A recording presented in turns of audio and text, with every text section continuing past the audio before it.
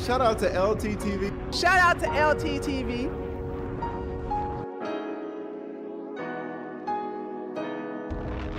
Shout out to brother LTTV. Shout out to LTTV. Nobody's LT, and I'm certainly not implying that.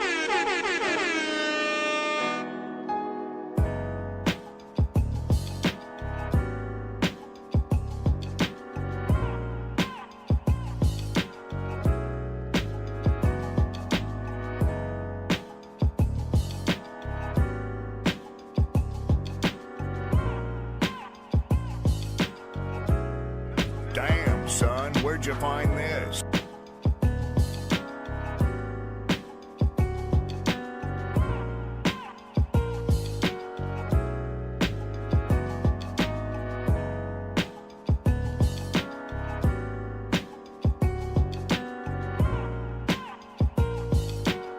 Who the clap himself?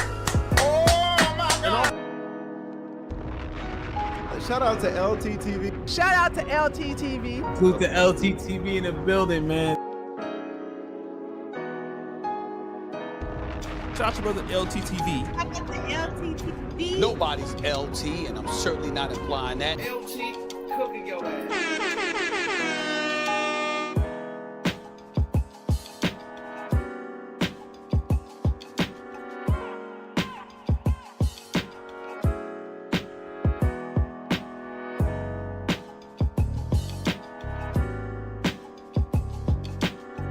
We need to work. We need to be more focused on these donations.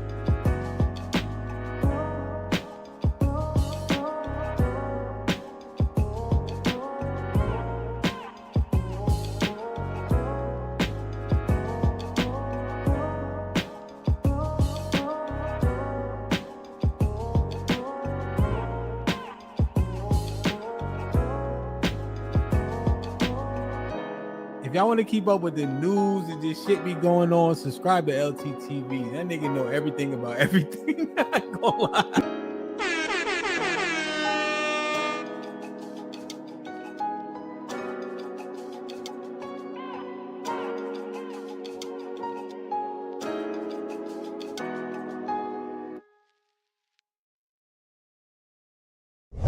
That just because you've been to Africa for a week or two, or just because you've been here for a month, you're gonna find out that it's much differently than what you actually feel. And people treat you so much differently when you're living on the continent of Africa.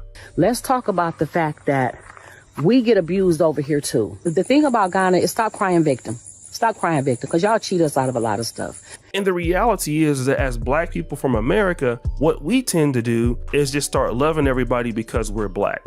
Now, in this section of the video, Oshay tells Oshay Sade, if you came to Africa, you're gonna, oh, it's not brotherly love as they claim to advertise and things like that. And then he attaches a video of this lady talking about the negative experiences she's had in Ghana. And that's why I say, if one video or one interaction is enough for you to really sway your opinion, then you're not solid. Because, bro, I can give you a list of negative experiences I've had growing up in America at the hands of other black folks, right? Now we're getting into whether or not black people should delineate, which again, I don't know how Oshay Jackson is delineating in Uganda, benefiting from their nation, running a successful business, no shade, engaging, dating their women, running dating shows, intermingling with women of other lineages while promoting delineation.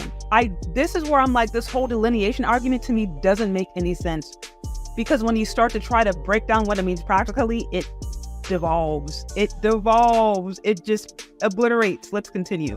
You got niggas in the FBA delineation movement talking about the slave ships never happened. We the Native Americans, we the indigenous population. So it's not the same thing, right? Somebody saying, I grew up in New York, I'm of Ugandan descent, is not the same thing as saying, nigga, I don't have no connection to Africa, nigga, I'm a Native American Choctaw Indian. It's not the same thing, nigga. But take it from a brother who lives here, okay? I'm not talking about this on a Twitter space. I'm not talking about this on a Yahoo chat room. I live this life. So I have a lot of experience. I live here. I dedicated my life to what is known, or what you guys would consider, Pan-Africanism. None of you guys have moved here because of how much you love Pan-Africanism, or how much it drove you to be in a place that you wanted to see change and bring people together. Notice how everything devolved into, oh, well, they delineate so I can delineate, but you're clearly not delineating if you're living in their culture, dating their women.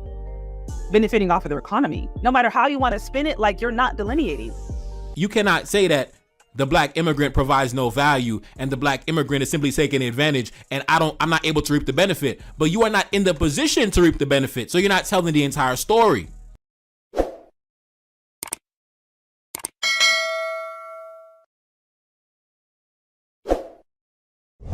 I don't know what me living in Africa or not living in Africa has to do with anything, but I want you guys also to remember that the whole context of this is reparations. Now we're getting into whether or not black people should delineate, which again, I don't know how Oshay Jackson is delineating in Uganda, benefiting from their nation, running a successful business, no shade, engaging, dating their women, running dating shows, intermingling with women of other lineages, while promoting delineation. This is where I'm like, this whole delineation argument to me doesn't make any sense, because when you start to try to break down what it means practically, it devolves. It just obliterates. Let's continue. FBA's fight, not flee. But you fled to Africa. You fled to Uganda. What are you talking about, FBA's flight? As I mentioned before,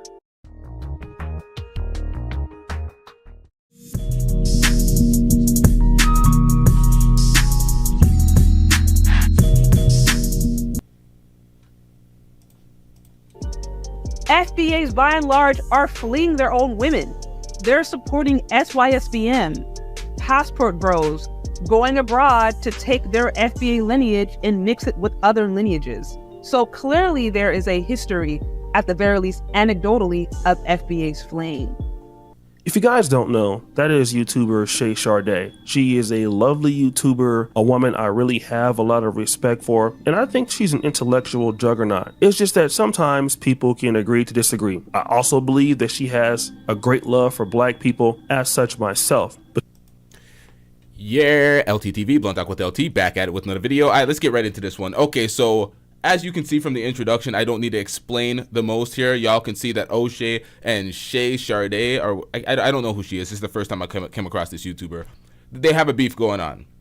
Now, she has an issue with him delineating, and it's all goes back down to the FBA versus the Pan-Africanism movement, but it seems like Oshay's down with both, so I'm kind of confused here. I'm really lost when I'm breaking this down. I ain't gonna lie, man. This is a bunch of divisive fuckery. This is a bunch of unneeded, divisive fuckery that it's persisting online, and there's a lot of issues. This is why we have to speak about this, because there's important issues that we just kind of have to put to rest here when it comes to this divisive fuckery. So let's break this down, y'all. We also have a video from another YouTuber. I think his name is Neferkari. I can't pronounce the name.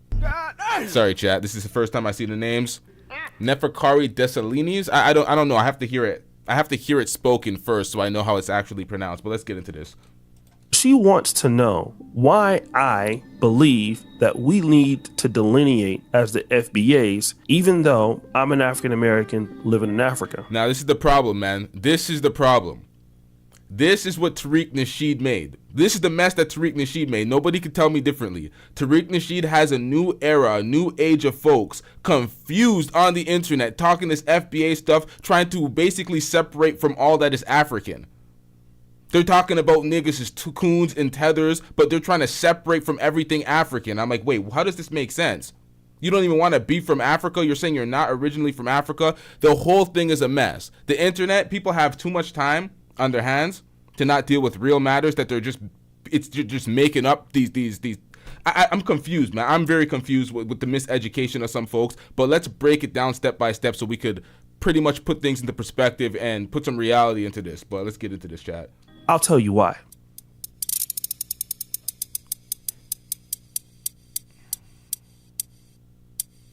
I came to Uganda in 2017. Prior to that, I was very pro-African American, like real hard body, before the term FBA or hashtag ADOS came out, because I had lived in. See, he knows in 2017, that was before FBA and these titles came out. So if FBA wasn't even a thing since Tariq Nasheed made it a marketing scheme for himself, why are people so staunch on the fact that they're FBA, they're not from Africa, they're Indians? And I'm like, wait, what is going on? You're saying you're foundational black Americans, but then you're Indians? I'm like, What is going on here, chat? What is going on here? Europe a little bit, and I had some experience with some Africans in America, and I really wasn't having it. It wasn't until I met a good buddy of mine, Nee Adarabigbe, who was a lifesaver when I came to Poland. And he got me involved in the Nigerian Independence Day, and I became very involved in the African community. And between him and my good buddy Search for Uhuru,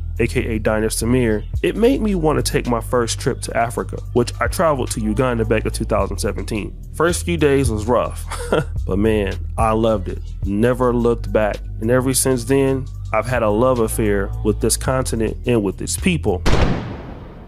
But again, it comes with a certain level of heartbreak, a whole lot of despair, many of which I don't talk about. And I want to address Shay Sharday because she wants to know, how should we delineate when I'm in Africa and not in Sacramento? Okay, hold up, chat. Shout out to Oshay and all the work he's doing in Uganda. Let's get into this, chat. First of all, many other people who live other places across the country or across the world, their opinions should not have any idea about where they live. For examples, you have Indians who live in America. You have Indians who live in Africa. You have the Chinese who live in Africa. Don't they delineate? I mean, of course they do. That doesn't make much sense. So what you're trying to do right there is you're reading my comment, but responding with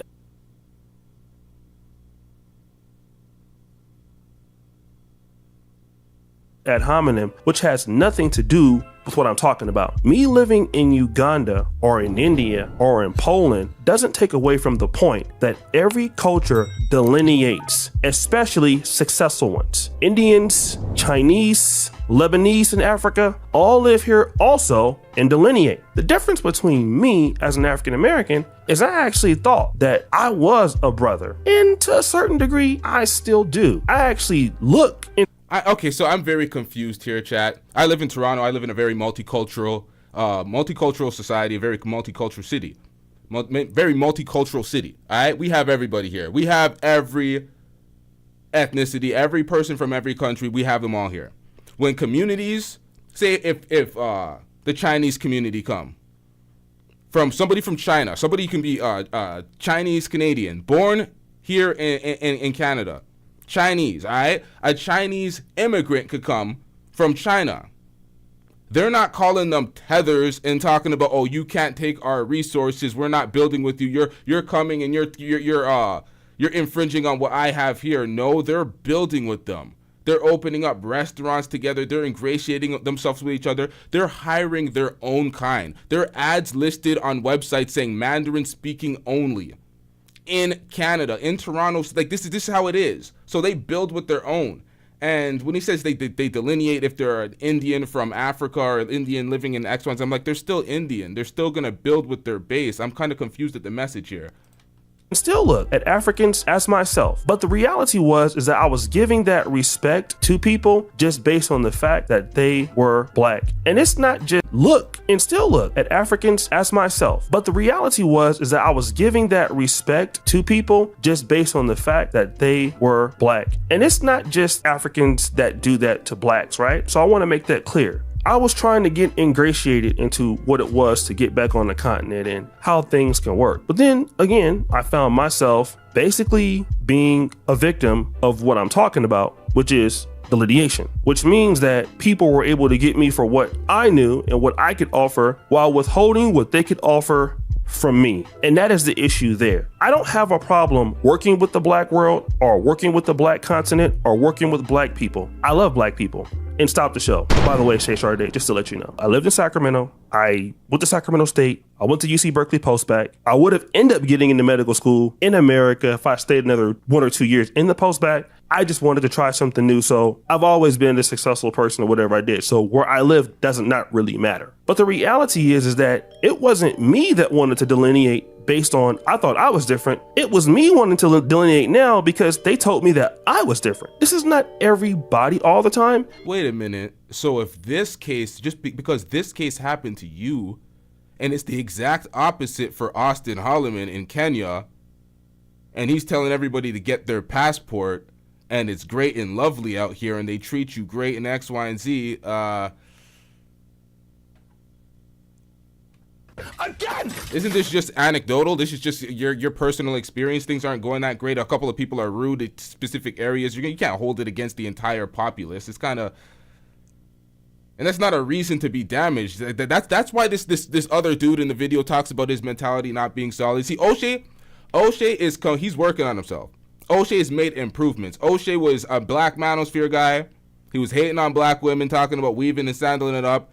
He's made progressions, all right? He's done the work to do positive progressions on this platform. He's gotten better. He's made improvements. The delineation thing, let's give him a chance to see where he's coming from with this. And this is not on purpose, but it's just what happens. For an example, I have an African diaspora group that I run here in Uganda. Of course, there are some Ugandan Americans in the group. And guess what? They feel like they need to delineate simply because they're Ugandan Americans and they're just not, raised here in Uganda, or they're Ugandan British. So they feel differently than even we do because they're in the same situation that we're in. People here feel like they're not really Ugandan or they're not really African like them. So I'm just confused here. I'm confused. You're gonna delineate. You're gonna make a distinction. Make people understand that you are African American from Sacramento, but you're still building and doing I'm kind of confused at the delineation. What is the point of it? We're just trying to make a distinct, Again, they feel more comfortable or more closer sometimes to us. Then I've seen on the other hand where you have people who play both sides of the fence. They look at what they can get from the Ugandan community and not offering anything, then looking at what they can get from the African American community there. So again, it's a case by case basis. Nah. Survey said.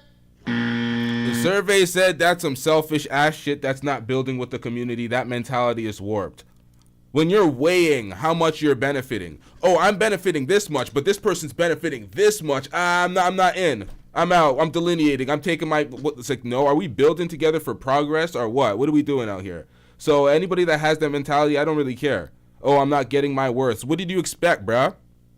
For individual gain out of this stuff? Are we building together or not? Right? But let's just get to the point, Shay Sharday. If you lived here, you would soon find out that just because you've been to Africa for a week or two, or just because you've been here for a month, you're going to find out that it's much differently than what you actually feel. So Austin Holloman lied to us. Again! He said it's great, bruh. Get your passport.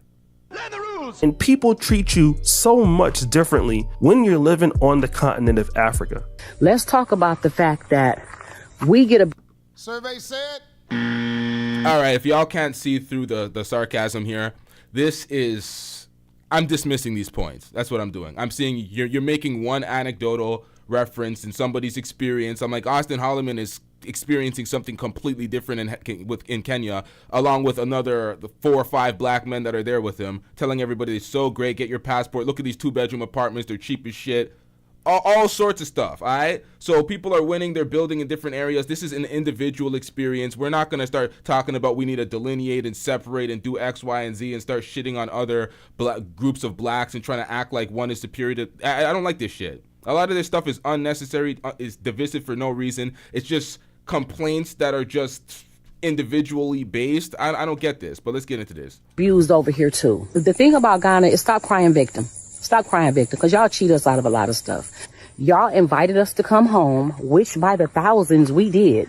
We came running to Ghana. People sold their homes, moved out of their apartments, sold everything. Some people packed up containers and moved over here just to get over here and realize this is not our home. Y'all call us foreigners.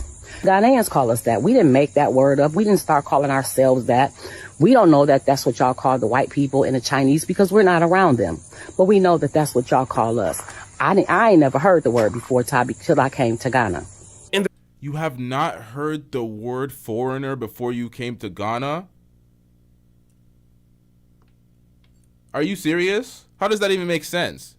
How does that even make sense? If you're a foreigner, you're a foreigner. People are accurately describing you. You may be black just like them, but if you're not from there, you're not from there. I'm kind of confused. If you start living there now and you build relationships with these people, and what's the issue? I'm confused. You know what, let's get back into this. The reality is that as black people from America, what we tend to do is just start loving everybody because we're black. We do it in the black community also, especially with our voting. Look at the Democratic Party. Well, we're going to just vote for her because that person's black. How is you black not represent for the black woman? Like, I can understand white people vote for Trump or any other race. You know what I'm saying? I can understand other races vote for Trump because they on some real. I'm going to vote for Kamala strictly because she black. Okay, so now we're conflating issues here. Now we're speaking on voting for somebody specifically just off of their skin color, not their policies, not the things that they stand for, not if they're an honest person that they're bringing these policies to the table and we believe that they're actually going to fulfill what they say they're going to do. Is their plan actually feasible? We're just no, that has nothing to do with this argument. What the hell does this have to do with anything? I don't even know her motherfucking policies. I'm not finna not vote for the black lady, though. I don't know what type of people y'all is. I'm voting for the black woman, kid. It shouldn't even be nothing to think about. But this is where you're lost, man.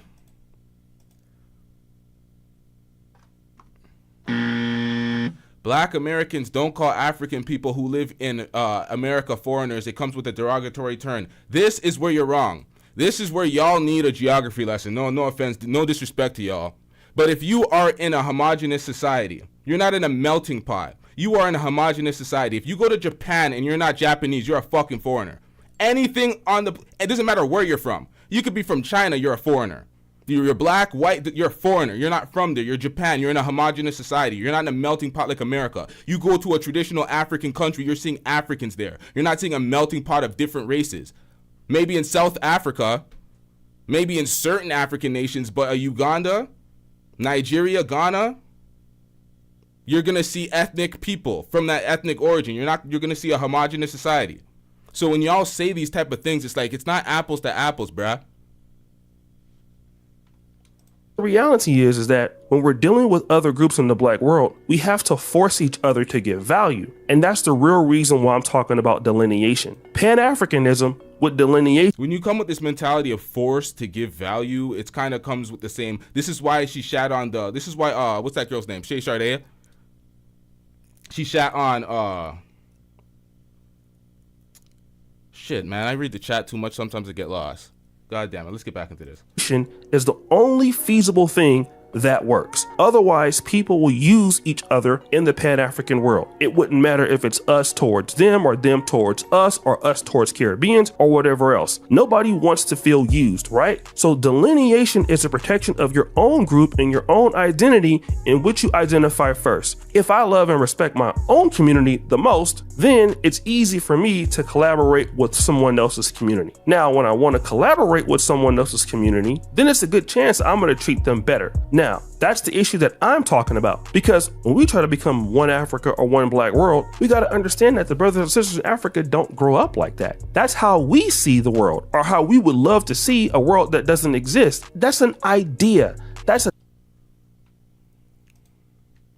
Once again, malevolent elephant. If you call a gay person homosexual, it's not derogatory. If you call a gay person an F slur, it's a slur for a reason. It comes with a derogatory connotation. Calling someone a foreigner it's apropos. You're a foreigner, you're a foreigner. Accept it. I don't understand it. Calling someone a tether is disrespectful. Calling someone a foreigner is not disrespectful. They're a foreigner. I think you have the melting pot mentality, and you're applying it to a homogenous society. I said this before. It doesn't work. You're gonna get called a foreigner. Accept it. It's not discrimination. It's just accurate reflection of what it is.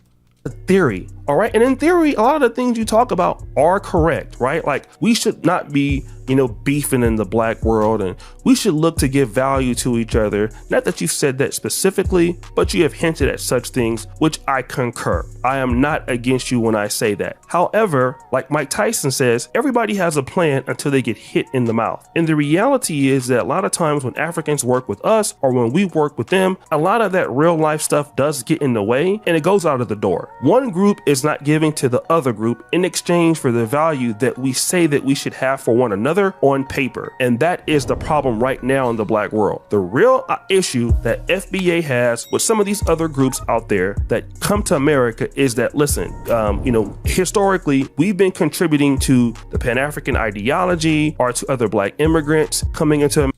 All due respect, shut the hell up. I want to hear This is the worst talking point that the FBA is running on. This is literally the worst talking point. So you black Americans, I ain't gonna pull no punches right now. Black Americans, you have other black immigrants coming to your country, obtaining a level of success. Why are you looking at them instead of looking at the Italians coming in, the Norwegians coming in, the Ukrainians coming in, the Chinese, the other races, and being like, oh, you're not supposed to be here. What are you contributing to America? If y'all want to tout that American flag, like, it makes no sense. You're holding back your own group for what? To divide? It makes no sense. It's so stupid. Do y'all even understand this? You want to be pro-black, Pan-African, all this stuff, but you're building in Uganda, but you're complaining that it makes no goddamn sense. America, I believe that Martin Luther King signed the Immigrant Act of 1965, which helped black immigrants come into America. And what African Americans are saying is that, hey, listen, you guys don't really give the same respect back to us. And again, this is what Dr. Claude Anderson predicted a long time ago. In that video, I had addressed one of Tariq Nasheed's famous talking points and propaganda pieces where he says Pan-Africanism is an uneven exchange, right? Oh, this is favorite. Oh, it's one-sided. Pan-Africanism is one-sided. And of course, in the video that I did responding to Oshay Jackson earlier, he used the same exact talking point. And of course, I addressed it, and of course, I crushed it. But I raised the argument that you cannot say that it's an uneven exchange or that you don't get anything in return when the systems are not in place, the mechanisms are not in place for you to capitalize off that value. Now, I'm going to play the clip from Oshay from earlier in the video. That's just the truth of it. That is the truth of it, but this is partially true. Let me explain, y'all. When he talks about, okay, how does an African come to America and integrate and benefit off of black American society and then help also propel black American society when you don't actually have the infrastructure and the setup to actually help one another? I made the example earlier with the Chinese Canadian community. If you're coming from China and you're an immigrant, they help you. There's Mandarin only jobs where you're speaking Mandarin only. They integrate with their people because they have their language to help them, for one. Black Americans and Africans don't have this shared language that only them speak. They don't have the set infrastructure. Of course, there is the entertainment industry. Of course, there's infrastructure in certain fields that will help propel the music industry, sports. But for the average white collar, blue collar citizen, they ain't able to just come from Africa and just integrate into a black society, into America, because America's not a black country. And when I mean America's not a black country, it's not predominantly black in population. It is not black ran. So it's like, it's not the same thing. It's apples to oranges once again. And then after that, I'm going to crush that talking point. I'm going to destroy that argument once and for all. Have an unending influx of immigrants into the country. And that's what Dr. Price is talking about. And nobody, no black politician, no black organization wants to deal with that issue.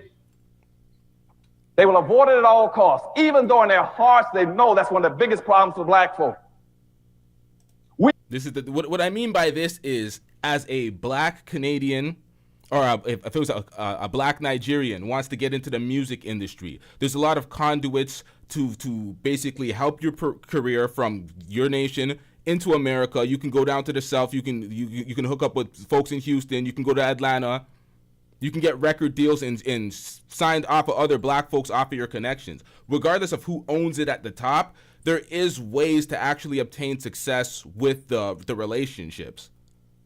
But that is in certain fields. The average white-collar, blue-collar citizen, they don't really have that. But in sports, the LeBron James camp, the amount of folks that they brought up from Sudan, there's a lot of different things. We anticipate in the next 10 to 12 years, approximately 8 to 6 million Hispanics coming into the United States and 41 million Asians. You have been the majority minority for 400 years in this country. You have been the number 2 population for 400 years.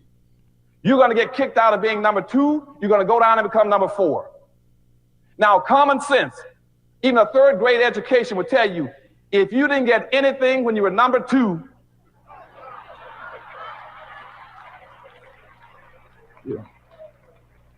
you all jumped ahead of me, but anyway, you can guess what you're going to get when you become number 4. And the worst part about it is as you descend and go down to number 4, those other groups are going to go up. And as they go past you, you're going to have major racial clashes in this country. You're going to have fights all over this country between blacks and Hispanics, blacks and Asians, blacks and poor whites. And black folk cannot fight all these groups. Everybody can not always be against black folk. And that's the only thing that I'm saying. Now, I love the fact that Oshay brought up Claude Anderson, right? Because we're going to talk about the circulation of the black dollar.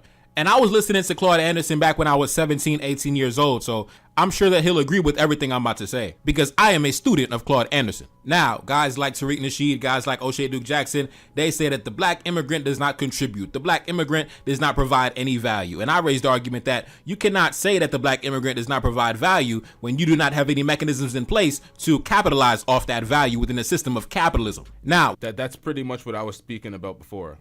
It's pretty much, you can't really say that. You really can't say they don't provide. Where are they supposed to provide the value? Are they leaving Nigeria or any African nation to come to why is it Canada? Yikes.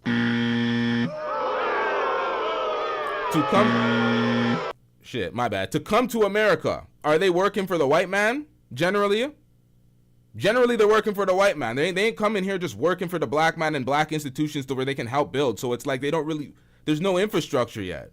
It's a work in progress.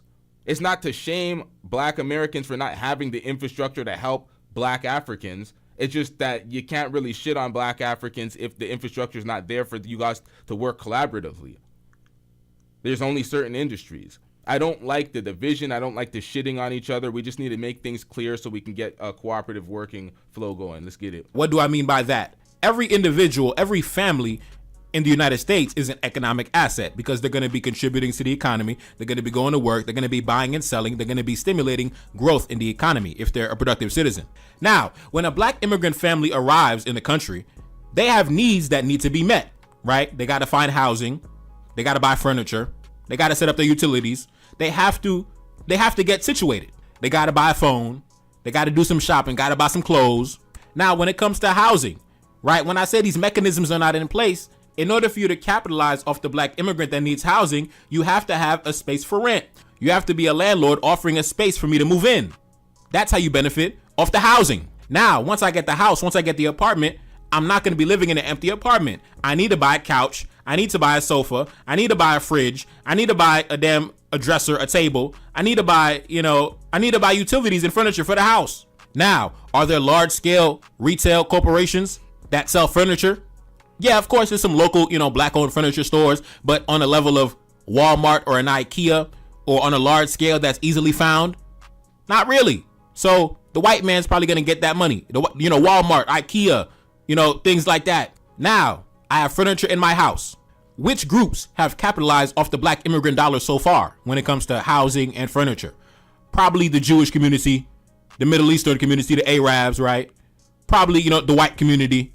But the black man has not yet touched this dollar yet, right? So you've already missed out on 2 opportunities. Now let's continue. Now, of course, I'm going to need internet, things like that. So AT&T is probably going to get my money. Comcast, Verizon is probably going to get my money. Now, we've already made it past housing, furniture, and, utilities and internet, things like that. And the black dollar has still not yet been circulated. Now let's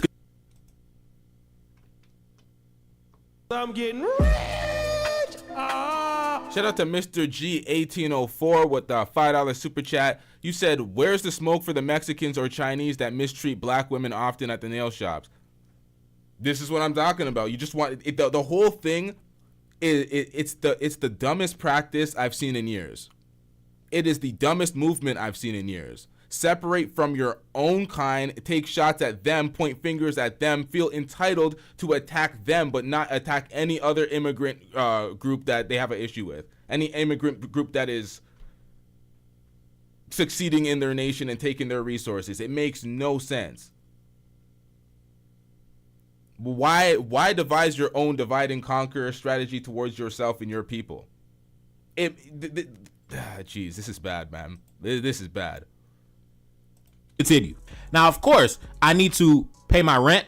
I need to pay my bills. I need to pay my light bill, my water, my internet bill, things like that. If you got kids, you got a wife, you probably got to pay insurance. Probably got you got things that need to be kept up, right? So now you got to find work. You got to find a job, right? You got to find a job.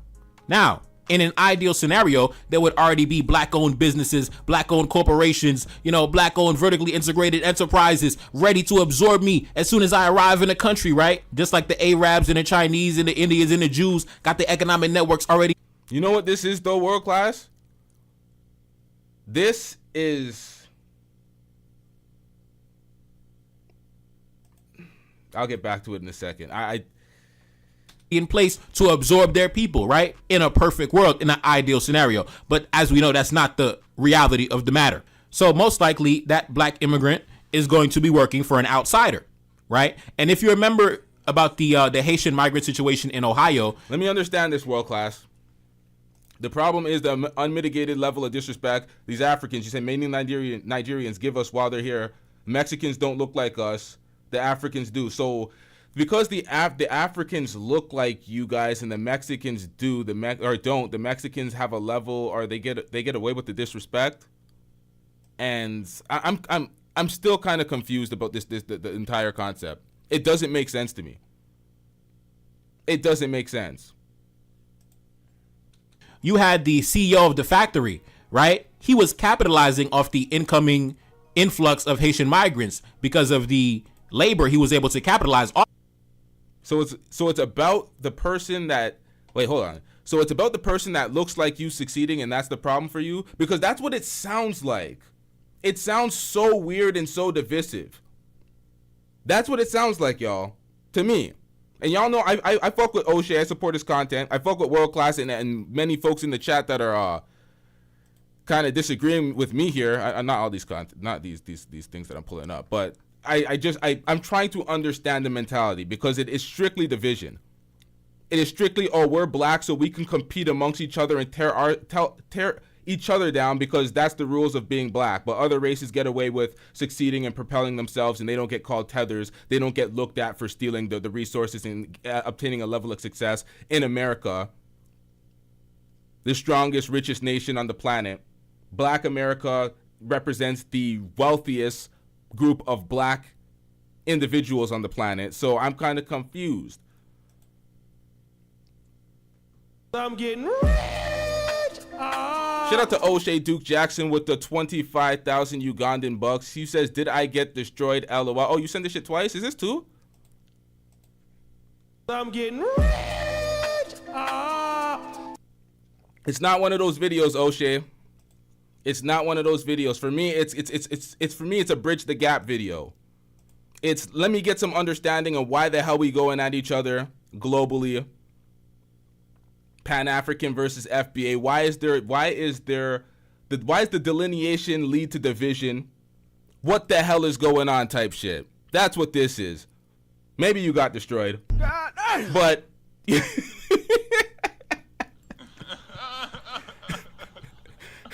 it's more about understanding, chat. It's more about the understanding. Let's get it. Off of, right? Because he had the systems and mechanisms in place to plug them into his system, right? To plug them into his corporation.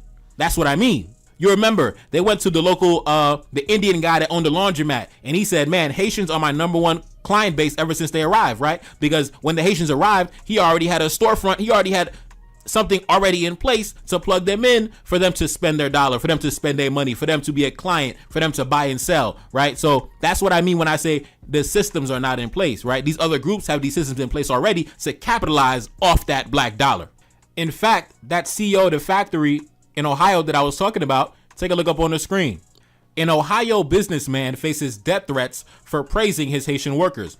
A fifth-generation resident in the small city between Columbus and Dayton, Mr. McGregor was struggling a few years ago to fill positions for machine operators, forklift drivers, and quality inspectors. Mr. McGregor, 48 years old, began hiring Haitians who had recently settled in Springfield. They now represent about 10% of McGregor Metals' labor force of 330. Now, this is the CEO of that company right here. But black man, that's supposed to be you capitalizing off that. You're supposed to be reaping that benefit, right? But unfortunately, like I said, due to the fact that these systems and mechanisms are not already in place, these networks, these economic networks are not already in place, the black man is not able to capitalize off the black dollar. And we understand the historical reasons behind that, right? We understand the history behind that. But that's why I'm just correcting the issue, because you cannot say that the black immigrant provides no value and the black immigrant is simply taking advantage and I'm not able to reap the benefit. But you are not in the position to reap the benefit, so you're not telling the entire story. You're using my experience of I'm making money off of somebody. Stop the show. I was a successful YouTuber way before I even came to Uganda and set it up. I actually made much more money when I lived in Europe. Okay, so just to let you know. So it wouldn't have mattered where I was going to do to do this business. I would have been pretty good anyway. And again, I keep addressing that because you're trying to take my point away from that, which is not the case. And I must keep reiterating that fact. The idea is that you're going to get treated differently when you live here. And even if you deal with Africans in the United States, of course, some second or third generational Africans or people there are great people, and then you can do things. But ultimately, we all are different, and we need to understand that fact. And again, everybody delineates. Haitians do it, Jamaicans do it, Nigerians do it, but all right, chat. He said that we all delineate. I don't. Oshay, you in the chat, explain this. I'm Jamaican. I'm Jamaican, Guyanese, and Canadian. I'm black. Those are nationalities. My father, Jamaican. My mother, Guyanese. I'm born in Canada. I'm still African. We're all from Africa. That's the way I look at it. Like like those are my nationalities, but I don't. This is where I'm confused. I don't look at it like I'm only gonna build with Jamaicans. I don't look at my friends and be like, you're Ghanaian, you don't make the cut. Oh, you're Black American, you don't make the cut. I don't do that. So I'm kind of confused. Delineation doesn't have to be disrespectful. And then this is to your point. I think that this is what you and I both agree on. We don't have to disrespect each other as being different, okay? I do things differently than, let's say, me. Let's assume that you were someone different than me, although we're both FBA, I believe, or African American. But let's just say, for an example, if you were Nigerian and I was Ghanaian or I was someone else, we don't have to be enemies or be disrespectful, which I can understand that some of this online stuff gets out of hand. I'm with you. I think that some of that back and forth banter is childish. I get it. I don't participate in that. I'm only going to stay now on the intellectual side of things as much as I possibly can. But take it from a brother who lives here, okay? I'm not talking about this on a Twitter space. I'm not talking about this on a Yahoo chat room. I live this life. So I have a lot of experience. Hey, yo, Oshay, I don't like that tone, my nigga. I've seen him do it. You being dismissive, you being condescending. This nigga said a Yahoo chat room? A what? I live here. I dedicated my life to what is known, or what you guys would consider, Pan-Africanism. None of you guys have moved here because of how much you love Pan-Africanism or how much it drove you to be in a place that you wanted to see change and bring people together. People have moved to Uganda because of Oshay Duke Jackson and the King Ghana YouTube channel and the things that we've done. I've interviewed hundreds of people on podcasts and trying to build this community up for us to work together. But again, it's only going to work if there is respect on both sides. And if we don't force people as a community to respect us and make them give us something in return, we're going to always have these problems. I can tell you, I live in Uganda. There is a delineation factor that's so strong that as a Black American, you have to give a lot to this country for them to let you in. You have to prove yourself. And I don't have an issue with that. Okay, so yeah, see, there's a fundamental misunderstanding here. Shout out to Oshay. This is why you can't go at somebody like Oshay and say he doesn't build Black, because he's helped a ton of content creators globally when it comes to supporting them on this platform. Black content creators globally. And then he's in Uganda building with folks. There's a fundamental misunderstanding. And this is what I said earlier to what's his name? What's it? Malevolent Elephant? Yeah, that nigga. There's a fundamental misunderstanding. Hold up, chat. You have to understand. If you are coming to a melting pot versus coming to a homogenous society, there's going to be a fundamental difference in how you're received and what you expect to do for the society. If you are somebody, I use Japan as the best example because it is like, Japan is more than 99% Japanese there. It is not a melting pot. You're not going to see a bunch of plethora of different, you know, races and people. It's not like that. You're going to see majority Japanese people. If you're coming to America, you're going to see a bunch of different type of people. It's a melting pot. You're going to have people from Ukraine immigrants. You're going to have Venezuelan immigrants. You're going to have Haitian immigrants. You're going to have Nigerian immigrants. You're going to have immigrants from Belarus. It doesn't matter. You're going to have immigrants from everywhere. So it's different. Still proving myself every day. The question is, why don't they have to prove themselves to us? Why is it that when it comes to us being here, we have so many loops or things to jump over? It's not easy finding out how to do something in Africa. It's because when you go to Uganda, you're dealing with Ugandan citizens. Most of them are black Ugandan citizens. When you come to America, it's not majority black. Unless you're in Atlanta, unless you're in like certain Detroit, unless you're in Wilmington, Delaware, unless you're in certain cities that appear like there's more black people than there is other races, you're not in a majority black country. So it's not like you're capitulating to black standards and black institutions and you're not just you know what I mean? What's this guy's name? The person that we're reacting to. See, I'm dusting it up now. I'm forgetting things. Neferkari Dessalines. He broke it down perfectly when it comes down to every last dollar that you spend in a country as you arrive here, when it comes to your housing, your internet, your job. You're going to look at all these service providers and they're not going to be black. And then you're going to be like, okay, so I'm trying to help the black community, but I'm integrated in something else where I'm spending all my dollars in other communities because they're set up to benefit from it.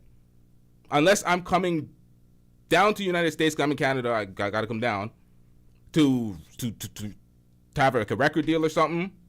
Or I'm playing some basketball, or I'm playing some football. I'm set up in somewhere where you guys have a development or podcasting, because there's a lot of in the entertainment space. Even when it comes to movies, there's all sorts of opportunities. But regular white collar, blue collar workers, there's not many opportunities to ingratiate yourself with the black community and have that black dollar getting, you know.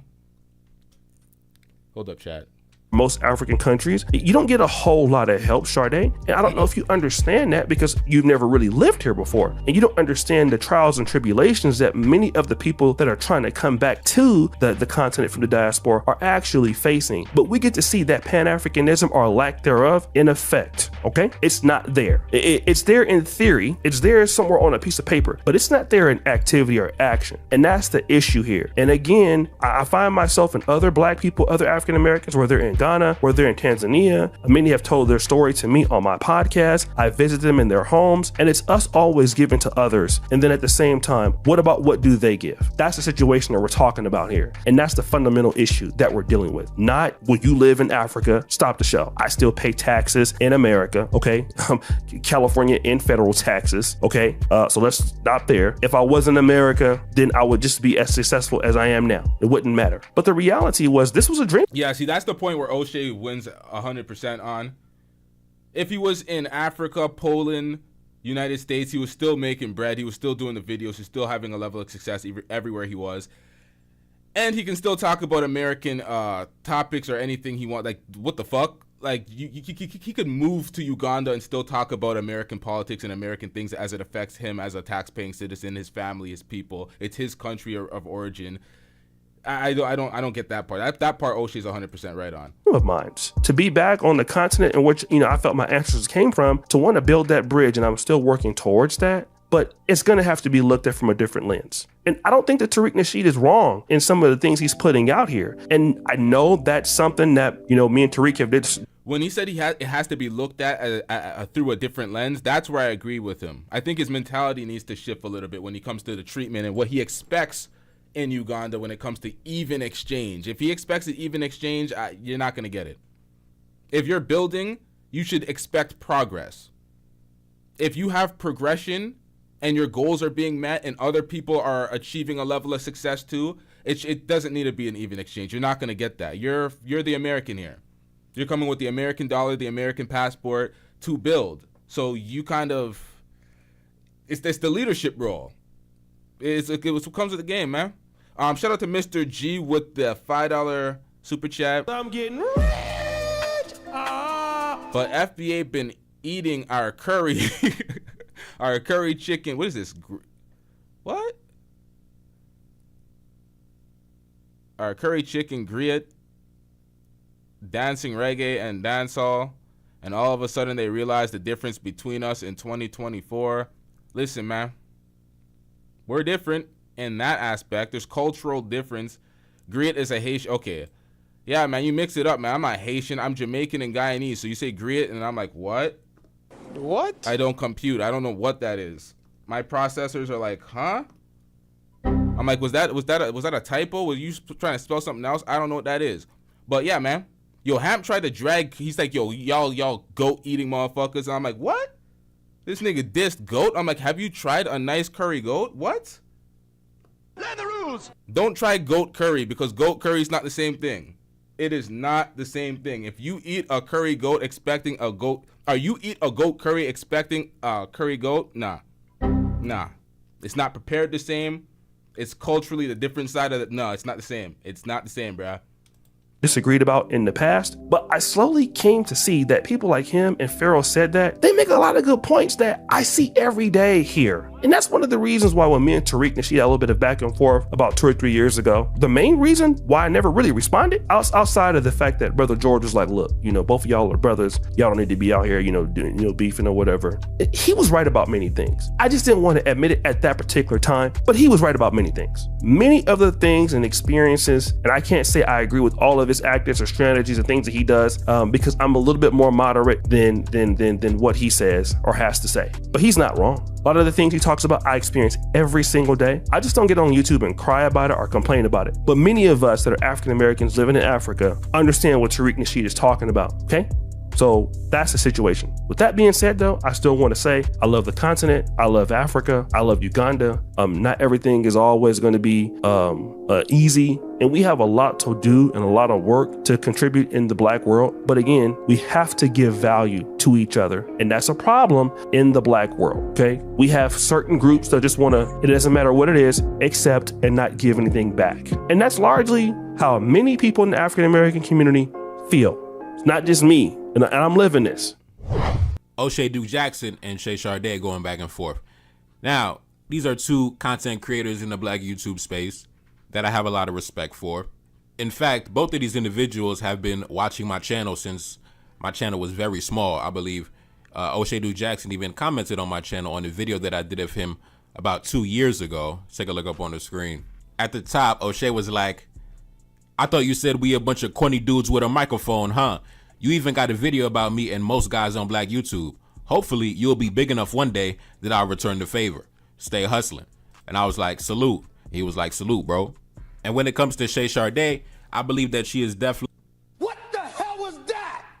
a silent listener of my channel. And we've never interacted. We've never had a conversation. But I can tell that we definitely agree on most things when it comes to society and how the world operates. And of course, as you already know, she's a Black wife to a Black husband. So, those women are definitely, upper caliber, high caliber. So as it relates to topics such as Black love and Black relationships, me and Shay Sharday, we are in lockstep, even though we never had a conversation. But I see Oshay put out a video this morning in response to Shay Sharday in regards to a video that she made about him about a week ago or so. So I'm going to be playing that video. I never watched this video, so it's going to be a live reaction. And then I'm going to come in and out my commentary. Let's get it. Now we're getting into... All right, chat. So we're doing a reaction of a reaction, but the problem is I already reacted to this part. So we're going to do a brief fast forwarding process. Let's get it, chat. To whether or not Black people should delineate. There's YouTuber Shay Sharday. She like real hard body before the term FBA. Jackson was on YouTube talking about, nigga, fuck Africa, nigga, it's America, nigga. Like before it was the wave, before you knew niggas came into the America, and I really wasn't having it. Now, Oshay Duke Jackson says that he was the original American patriot before you new niggas came into the building. That's what he's basically saying, right? And that's a fact. As somebody that has watched Oshay Duke Jackson for several years, that's absolutely a fact. Before it became trendy, before it was the wave, back when all y'all was going to watch the Black Panther talking about Wakanda forever, Oshay Duke Jackson was on YouTube talking about, nigga, fuck Africa, nigga, it's America, nigga. Like, I remember I used to be in the comment section like, bro, you're bugging out. You know what I'm saying? Swear to God, bro. Swear to God. Way before Tariq Nasheed, way before the rest of y'all came into the building, way before Yvette Carnell, Oshay Duke Jackson was standing on American business. I remember that. He was. Yo, this is what I'm talking about. I'm telling you, Oshay has grown as a content creator. He's grown in his ideology. He used to be more on the manospheric fuckery. I'm telling y'all, but I've seen the development in the content. I've seen the growth, man. Shitting on Africa, he was like, nigga, fuck the continent, nigga, the continent ain't about nothing, nigga, it's America, it's the stars and stripes, it's the red, white, and blue, nigga, that's what I'm banging. That's what Oshay Duke Jackson was on back in the day, right? Now, he's not being completely honest with what he's saying, because like, yo, was he really? That yo, bro, hold up, that's crazy. I've said many times on my channel, individuals who tend to lead towards that ideology, they don't even have much firsthand experience with the people they're even talking about, right? Like, for example, I believe Oshay Duke Jackson, he's from Sacramento, California. You know, I'm sure it's probably a few Africans down there, a few, you know, black folks from different places down there, but that's not a hot spot. That's not a destination city where you're going to find just whole boatloads of black immigrants. And so what I'm saying is, Oshay Duke Jackson, he even said it. It wasn't until he became an adult that's when he really began to, you know, mix and mingle with the Africans and mix and mingle with different nationalities like that. But in his formative years as a child and as a young man, you wasn't really around the Africans like that. You probably was around the Mexicans, you know, you was probably around the Cambodians in California, but you wasn't really around the Africans and the Jamaicans and the Haitians like that in Sacramento. Tell the truth, big bro, tell the truth. And also, as somebody that's been watching your channel for a very long time, something you're not telling your audience is that you didn't really come up in a pro-black household like that. You didn't really come up in a household that was standing on blackness like that. You came up, you grew up in a church, right? Your dad was a pastor, right? You also said that your dad was on drugs, right? And because I respect my elders, I'm not going to insult your mother on this video, but you also admitted on your channel that your mom was a tap dancer. Your mom was a Sambo, and it's not her fault, right? We are all victims of miseducation, but you have admitted that your mother is a victim of miseducation. She believes in a lot of stereotypes. I'm going to keep it a stack, man. I'm gonna keep it a stack. Unless I have the audio of somebody saying these things, I don't even like speaking about people's family members, like people they're dating, children, any of that shit. Anything really, if they're not public figures, I don't even like discussing it. So I hear this shit and I'm like, yikes, bruh. This is not in any of my business to know or understand or even to take for hearsay. I don't know any of this. I'm gonna move on with this. Types about Africa and the continent and the black race in general. Your mother doesn't have a high opinion of black people. You've admitted this on your channel, right? So your mom was a Sambo and your dad was a drug addict. So is it safe to admit, Oshay, that growing up in your formative years, you did not receive the best image and the best indoctrination when it comes to your self-image as a black man and when it comes to your fellow black people? Right? You came up in the 80s in California, probably a whole bunch of gangbanging, a whole lot of, you know, crazy shit. So you were not instilled with a positive image of your people. So growing up, of course, you would grow up to be a man and be like, nigga, fuck Africa, nigga, fuck them black folks over there, nigga, it's America, it's red, white, and blue, it's American business, right? Because you grew up. Now, chat, the call-in link is pinned to the top of the description. The password is also pinned in the top, not at the top of the description, top of the chat. If y'all want to call in, give your commentary, dispute anything, debate anything, add to anything at any given time, join the panel, hit that call-in link. Let's get it.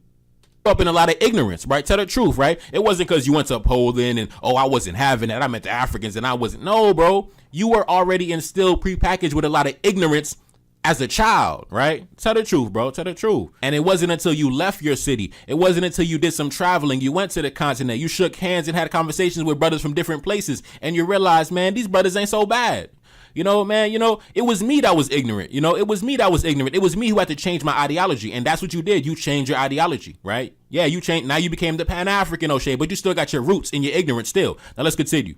And I had some experience with some Africans in America, and I really wasn't having it. It wasn't until I met a good buddy of mine, Nee Adarabigbe, who was a lifesaver when I came to Poland. And he got me involved in the Nigerian Independence Day, and I became very involved in the African community. And between him and my good buddies, now we heard this already, but I want to recap this. Search for Uhuru, aka Dinah Samir, it made me want to take my first trip to Africa, which I traveled to Uganda back in 2017. First few days was rough, but man, I loved it. Never looked back. And ever since then, I've had a love affair with this continent and with its people.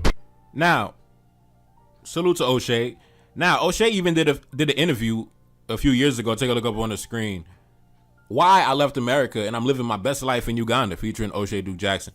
So obviously, you know, I want to salute to Oshay for, you know, like as men, when we are introduced to new information, then we adjust our worldview. So I respect that, and I believe that unless you're Duke, then you double down on the motherfucking crash out. Unless you're Duke, all right? every step of the way, you have been genuine every step of the way. Even back when you were standing on American business, I believe that that's genuinely how you felt. And even as you adjusted, you traveled, you met some brothers from different places, you traveled the world. I believe that that was genuinely how you felt. You adjusted your worldview. I don't think you're like a Tariq Nasheed who is simply pushing propaganda. Like, I don't believe that Tariq Nasheed is really standing on the business that he claimed that he's standing on. I believe that he's standing on economic business. I believe that he's standing on financial business. I believe that he's standing on a profitable business, but I don't think he's really standing on American business. I feel like he is. I'm gonna keep it a stack. He is. All this, it's not just delineation, it's division. It's not like, oh, we know who we are, we're standing up for ourselves as black Americans. It's fuck y'all, y'all are tethers. Keep all other blacks from progressing, having a level of success if they don't pay no homage and kiss the ring, while all the other races of immigrants come to America to prosper, and you're just keeping your own group down. That's what it turned into for his own profit. There's an issue with folks on the internet. A lot of folks on the internet are victims. They're easy to manipulate their feelings because they're overly emotional.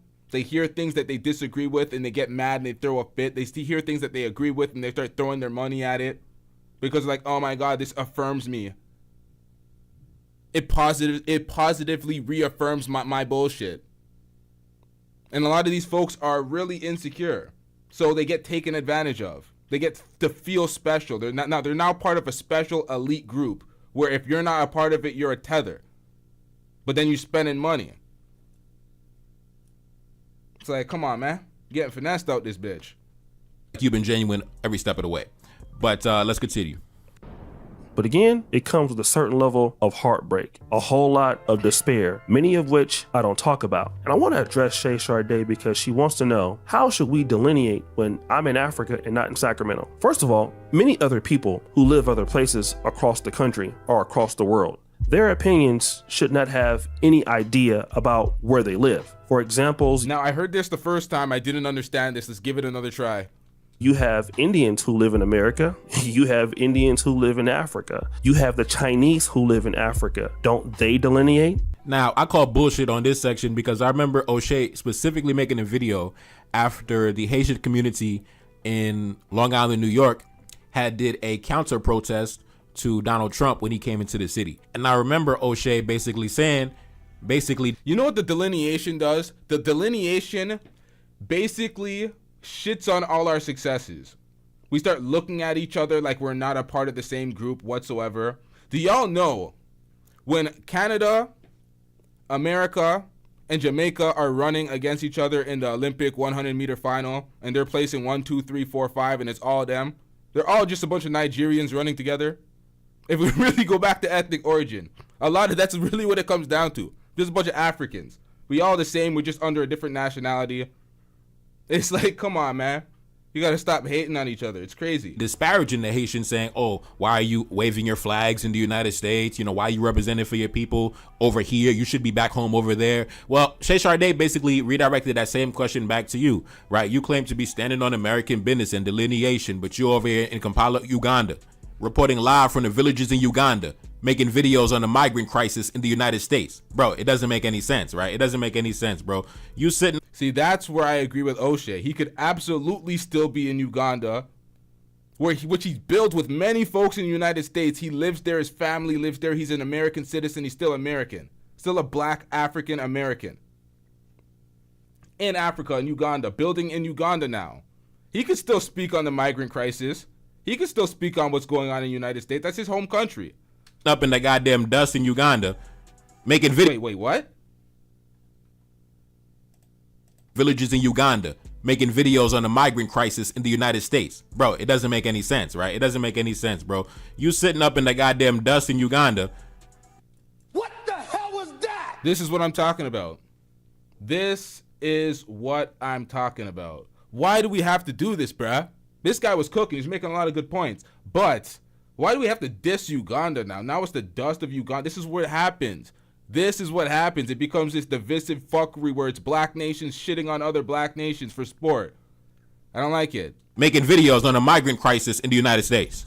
I'm sorry, bro. Shay Sade is well within her rights to clown the fuck out of you for that, bro. That don't make no damn sense. And I was disappointed in you, especially, Oshay, when you made that video against the Haitians who protested against Trump when he came into the city, right? Because they was standing on blackness. They was standing on black business, right? The white man said some stupid shit about us. So nigga, we pulling up on you. We pulling up on your goofy ass. And as a black man, you should have respected that. But I'm getting rich. Shout out to Lee with the $5 super chat. Lee says Oshay knows how to get to the bag and he changes his content based on that. Look at his shirt promoting Brandon Jamal. Oshay promotes J Rello, Anton. Oh, J Rello, Pearl, and Anton. He promotes J Rello? God damn. Yo, J Rello. Yo, why was J Rello trying to clap some hooker cheeks on live? What the hell is going on? I went on J Rello's channel for a second. This nigga was... I was like, hey, yo. Stick together.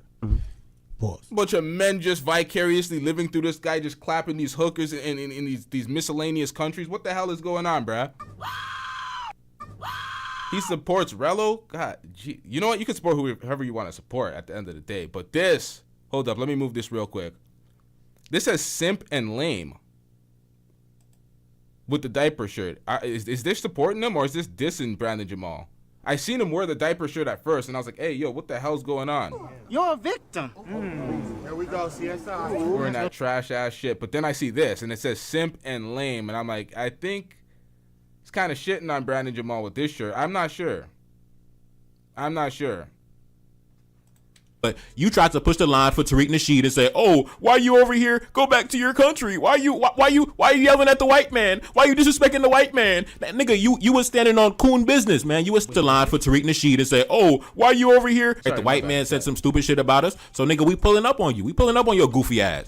And as a black man, you should have respected that. But you tried to push the line for Tariq Nasheed and say, "Oh, why you over here? Go back to your country. Why you yelling at the white man? Why you disrespecting the white man?" That nigga, you was standing on coon business, man. You was standing on Sambo business, trying to tap dance and cheerlead for Tariq Nasheed, bro. Because I understand you and Tariq Nasheed, you share a lot of the same followers and the same subscribers. So you can't really stand on international black business too heavy. You can't really stand on Pan-African business too heavy because your audience got a lot of American Sambos in it. And I get it. I understand.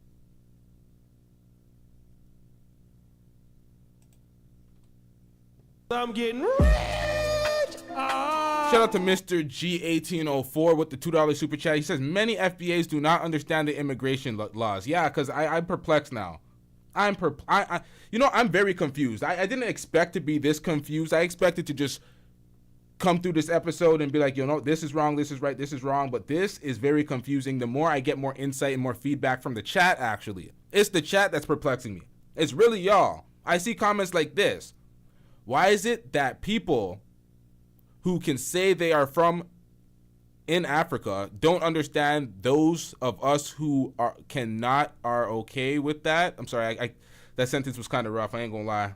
I ain't gonna lie. The sentence was a little rough. Was that me? This is what. See, look at this. Tether babble. You see this fuckery? I've seen him do it. This is what I'm talking about. FBA are not immigrants. Dude, this is what I'm talking about. This is the most anti-black shit ever. This is where y'all lose me completely. Y'all try to say that Africans, people from the diaspora, black Canadians, Jamaicans, Guyanese folk, whatever, the whole Caribbean, we can't say that black Americans are African American like your title suggests, African American. You're FBA, so you're just black American, so you're not attached to Africa. That's anti-black. Y'all are the Indians now. That's anti-black. Who are y'all calling coons when that's anti-black? How does that make sense? If you migrated there before slavery and you want to say you're the original people, say that shit. But when y'all try to act like your ethnic origin is from America, that's dumb. That's foolishness. That's low IQ. That is substandard. That is idiocy. You're a victim. Here we go, CSI. I don't like that shit. I hear that. I'm like, what is going on with y'all? Does the FBA indoctrination, is it that deep that when I say this, it is tether babble? That y'all were born here, you have no ethnic ties to sub-Saharan Africa? Y'all are not black like me? Y'all are Indian? So why y'all call yourself foundational black Americans? Why is that a thing? I'm not here to be divisive. I'm here to inform people of the goddamn facts when it comes to this. Y'all are not Indians from America. If y'all got there before slavery, that's great. I'm not here to dispute that. You know how people rewrite history. But to act like your ethnic origin is that is just, it's just substandard fuckery. It's just idiocy. I'm gonna keep it a stack with y'all. That is swinging on facts. That is swinging on facts, bruh. But listen, you're not very consistent in your ideology is because you were not given that firm foundation as a child. I think that's what it comes down to, right? The reason why your ideology is so, it changes by the year, it changes by the... Let me explain something to you, The Bunker TV. When folks try to argue this, it is arguing the nation.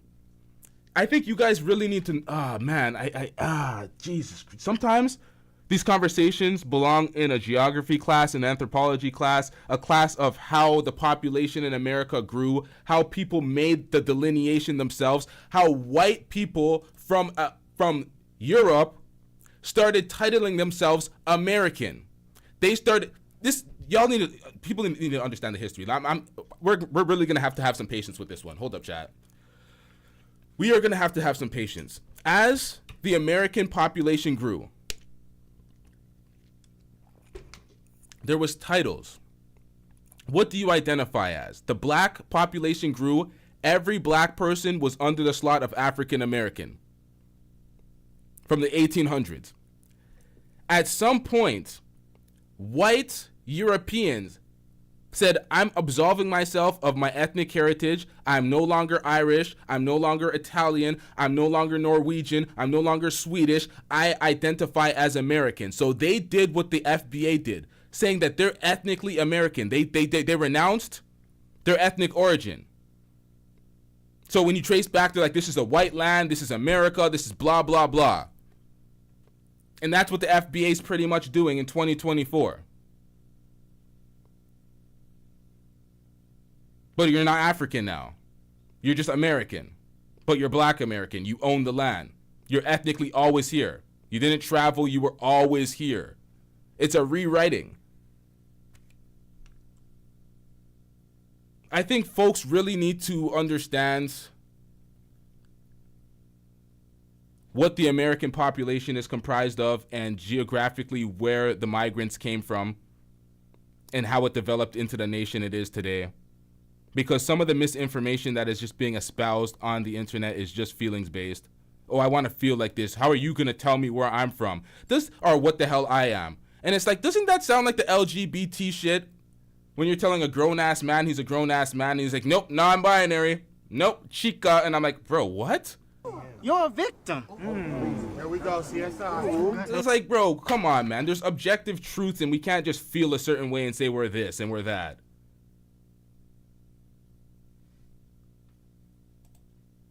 By the decade is because you weren't really given a firm foundation as a child. You see, me, my foundation is solid, bro. My foundation is, I've been like this since a child.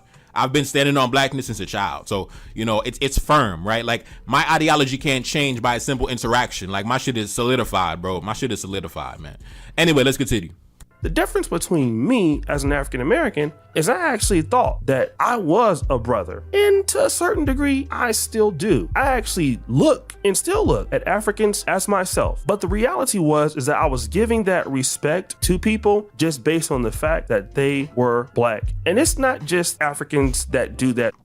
And this is what I'm talking about. This is a personal issue that he's dealing with while traversing Africa. This is individual based. If you ask Austin Holloman and the 5 dudes he's with in Kenya, they will tell you something completely different and how they're embraced, they're loved, they're X, Y, and Z. So when you make individual based arguments based off of your own experience, your own anecdotal experience, and not for the group, not for the benefit of the group, you end up with takes like this, self-serving, selfish takes. To blacks, right? So I want to make that clear. I was trying to get ingratiated into what it was to get back on the continent and how things can work. But then again, I found myself basically I'm getting rich. Shout out to Mr. G 1804 with a $5 super chat. Mr. G says, if you build a house for a customer, do you own it? Imagine a builder bragging about your house they build. Well, if the architecture, bro, some of these architects will definitely be like, bro, the architecture on this house is amazing. You see the foundation on this. You see, we definitely vaulted the ceilings here. They'll be proud of their work. You can be proud of your work. I don't know if that's the best example because you could be proud of your work. You can't brag about it like it's your house though, because you built it and you sold it to a customer. God damn. But yeah, shout out to you. The point's noted. The point's noted. Basically, being a victim of what I'm talking about, which is the litigation, which means that people were able to get me for what I knew and what I could offer while withholding what they could offer from me. And that is the issue there. I don't have a problem with litigation, which means that people were able to get me for what I knew and what I could offer while withholding what they could offer from me. Now this is what Oshay, I think this is Oshay's biggest problem and a lot of people's problems is like it feels like a one-sided respect. Like they're getting something from him, he's getting nothing from them. But then I'm like, what is the mission? What is the goal? That's what I go into. I'm like, I don't understand. I don't understand that point. Said most people don't travel out. This is the problem. Most people don't pick up a motherfucking textbook. You don't got to be a passport bro to know about said country. Austin Holloman will get up on his platform and be like, well, I've been to this country. I know. It's like, my nigga, do you ever read in life? Like, I'm like, and that is the issue there. I don't have a problem working with the black world or working with the black continent or working with black people. I love black people. Now, this is what I mean when I say your foundation is not solid, right? Just like how your ideology was able to change by a simple positive interaction, look how quick your ideology is able to change by a negative interaction, right? There's not a firm foundation there, and I believe that's because that was not instilled. That's the issue. That is the issue, because you're looking for that he's right about this. Oshay, if you're still watching this, he's right about this. Because if one negative interaction could sway your opinion and all of a sudden your ideology is based on that 1-2 interactions, then your ideology was never solid in the first place. That's kind of looking for that confirmation bias in the slant you were already leaning towards anyway. That's what it kind of comes down to. Like a 1-2 bad experience and all of a sudden you're singing a different tune. It's like, your childhood, like I said, drug addict father, Sambo mother. You know, no offense, big bro, but you know, got to tell it like it is. But when it comes to me, my foundation was solid. That's why I'm one of the greatest Pan-African commentators in the world, right? Because I'm really about this life. So a simple interaction, a negative. Yo, who is this nigga? Yo, who is this nigga? This nigga just said he's the GOAT. When it comes to me, my foundation was solid. That's why I'm one of the greatest Pan-African commentators in the world, right? Because I'm really about this life. So a simple interaction, a negative interaction with another black man or a black woman cannot. Yo, I ain't even mad, nigga. I ain't even mad. Talk your shit, man. Talk your shit. I don't know this brother's content. I just learned of this guy. So I don't know, man. Not simply shift my ideology, right? Oshay Duke Jackson said he relocated to the continent, started a business on the continent, and is obviously making way more money and having way more opportunities available to him on the continent than he would have in Sacramento, California. That's why he fled to the continent. Now, the fact of the matter is this, bro. You living in Uganda, you are able to afford yourself a standard of living that would be impossible for you to obtain back in Sacramento, California, right? Even if you were pulling in the same amount of views, had the same number of subscribers, the cost of living in California, the taxes and everything else, you would not be able to replicate the same success. And you, holy shit, yeah, I was just thinking about that. He would be on California tax. California tax is like Canadian tax. Whoa. It's egregious. It is filthy work out here. You know what I'm saying is facts. Now, in that section of the video, Oshay talks about. But that's the whole passport bro shit. That is the whole passport bro shit. Take your American passport, take your American currency, and go live somewhere where the cost of living is a lot cheaper and you can facilitate a much happier life. That's what they say. Outside of the slant where, or the angle where it comes to the women and the cooperative, submissive women, outside of that angle, that is one of their key proponents of being a passport, bro. It's cheaper living and ability to facilitate a lot more on the same dollar. Oh, when I got to the continent, I thought it was going to be brotherly love, and I found myself becoming a victim. So listen, Oshay, I'm going to draw the comparison because you're doing business on the continent and I'm doing business in New York City, right? Like I mentioned before, my father owns multiple pharmacies in the area. So we do business all week long, right? We dispensing drugs to the population. And if I allowed my personal interactions with the black folks that I just come across on a daily basis to have an influence over my personal ideology, over my foundational ideology, then I would not be a black man that stands on what I stand on. I would not be a black man with the ideology that I have, because throughout my life, right, I've had black men rob me, put a gun in my face. I've had black men shoplift from the store. I've had black women try to get shit on a discount, try to get it on a tab, never come back and pay. I've had so many instances of black folks trying to cross me and betray me and lie to me and shit like that. But I never let these personal petty interactions. It's true. Y'all could imagine. I'm from the hood, my nigga. I'm from the hood. So it's like, come on, man. All the negative interactions I grew up around, and I don't sing that negative bullshit upon our own people. That's filthy work. So it's like it really comes down to it's a mentality. It's an ideology. It's not just based off a 1-2 experience that will shape your way to having a negative outlook on your own community. Even when folks said the Africans are disrespecting in America, have you not faced disrespect from every other or any other group of folks, including your own? But you don't. Well, that's what I'm saying, your own, because y'all have the delineation, the separation. But you wouldn't hold them in the same contempt, the same type of negative light that you hold the foreigners in. But let's get back into this. Be the source of me saying, man, fuck black folks, man, fuck Pan-Africanism, man, fuck this, they using me, they trying to get the hookup discount, the black discount, this, that, and the third, because my ideology is solid. And I believe that, Oshay, your ideology is it's not solid, right? It's not solid. Your ideology is not solid, bro. Because just by the fact that a few positive interactions made you put down the red, white, and blue, and you picked up the red, black, and green to Marcus Garvey, and then a few negative interactions had you pick up the red, white, and blue back up again, it goes to show, brother, you ain't solid. You ain't solid, man. You ain't solid. Did that happen? Did he put down the red, white? Did that happen? Solid.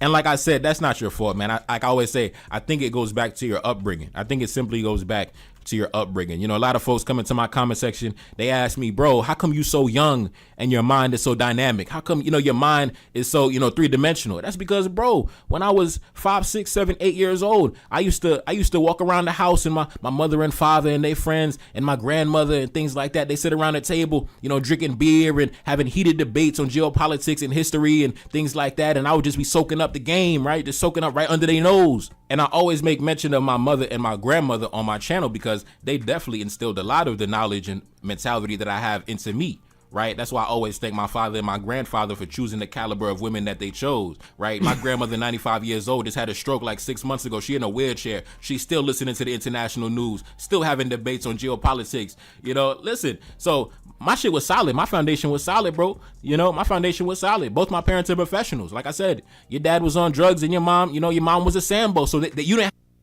All due respect, shut the hell up. I want to hear that. Nah, see, this is why I don't fuck with this. Stop calling out his parents in disrespect. You say he's self-admitted saying that, but it's just, I don't like that shit. And he's young. He's a young dude. He may have obtained a level of intellect, but he's a young dude. He keeps blaming things on your childhood. Oh, your childhood wasn't solid, and that's why you're X, Y, and Z. And it's like, you can't explain away somebody's disposition based off of their childhood. What are they subjected to? Arrested development? Are we dealing with the damaged community where everybody's damaged and arrested developed, where their childhood is their main proponent on their intelligence and their mind frame going forward at big 40 something? How old is Oshay? It's the excuse that they use in the manosphere all the time. Oh, you're single mom raised. That's why you're acting like such a bitch ass nigga. And all the shit that they do in the manosphere. It's like, it's excuses to blame their parents. It's a lack of accountability for grown ass adults. I don't even like hearing that shit anymore. I don't give a fuck about your upbringing. Some people like to use it to give a level of insight to their disposition, and I don't give a fuck. Grow out of that shit. Grow the fuck up. We are adults having an adult conversation. I don't want to hear about your upbringing. Your upbringing left you devoid of X, Y, and Z. So why are you at the table discussing shit, my nigga? I don't want to hear that. Have that foundation, bro. So I think it really comes down to, we taking Oshay to therapy today. It really comes down to your upbringing, man. No, you ain't. I ain't doing this. I was rocking with a lot of your points, but calling his parents out of their name and all the history to that, if we don't have evidence or a reaction of him saying these things, I don't even want to comment on it. Given with a reaction and the video, then I would comment on it because it's out there, it's media, you put it out there, you did it to yourself. I've seen him do it. But that's different, so let's get into it. And your foundation, when you was coming up, you didn't really have any direct interactions with the Africans and, things like that. You grew up around the Mexicans and the Cambodians and the Filipinos in California. So like I said, man, I think it really goes deeper than what you're saying. And if you ask me, I just think that like the foundation got to be a little more solid, man. You can't really be letting these personal interactions really cloud your ideology, man. Because like I said, it hurts me too, man, when black folks come into the store and shoplift from the store. That hurts me, man, because I would have gave that to you for the discount, man. I would have worked something out with you, but you came into the store and stole from the store, man. It was a time earlier in the year. All right, chat. See, I'm confused, man. I'm confused. Why is there only smoke for African immigrants? How many other races of people called black people lazy? Called black Americans lazy? Were black Americans calling them tethers and say get the fuck out of the country? Deport them, X, Y. Like, I don't understand the division. I understand that the disrespect and standing up for the disrespect. You don't want to be disrespected by anybody. Fuck out of here with the disrespect. If they're disrespecting, then call it how it is. But for me, a few immigrants disrespecting does not change an ideology and the support that I have towards black nations. I'm not doing that. Where it was just a wave of folks like targeting the store, right? So much so because they targeted a Walgreens in the area so much the Walgreens closed down. So they went to other pharmacies in the area. They started hitting up the store heavy over a course of a few months. And it was all my own people doing that, bro. You think I came onto the YouTube, man? Fuck black people, man. They using us. They stealing from us. No, I still came onto the YouTube. I was still standing on black business. Now let's continue. For example, I have an African diaspora group that I run here in Uganda. Of course, there are some Ugandan Americans in the group, and guess what? They feel like they need to delineate simply because they're Ugandan Americans and they're just not, raised here in Uganda, or they're Ugandan British. So they feel differently than even we do because they're in the same situation that we're in. People here feel like they're not really Ugandan or they're not really African like them. So again, they feel more comfortable or more closer sometimes to us. Now, in this section of the video, Oshay talks about the different subcultures in Uganda. How there's the Ugandans born in Uganda, then there's the Ugandans born in the West, and how they differentiate amongst each other. And that's totally normal. It happens across all ethnic groups. Same way you have Haitian Americans and you have Haitians back on the island. Same way you have Jamaicans and Jamaicans back on the island. Same way you have, Nigerian Americans and Nigerians back on the continent. That's totally normal. You even got subcultures within the subculture. For example, you got Haitian Americans that are from New York, and that's its own culture by itself. Then you got the Haitians down in Florida. That's its own culture by itself. Then you got the Haitians up in Canada. That's its own culture by itself. Then you got the Haitians in France. That's its own culture by itself. You'll notice. If another black person calls me lazy as a black person, I'm still black. So yes.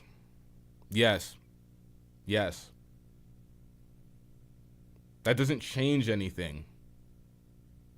You still call you like, so you're gonna renounce I don't get it. You're gonna renounce your ethnicity. If you're not African, you're not black. So any other variant of a dark shaded person that's not from Africa, no African origin, you're not black. You're something else.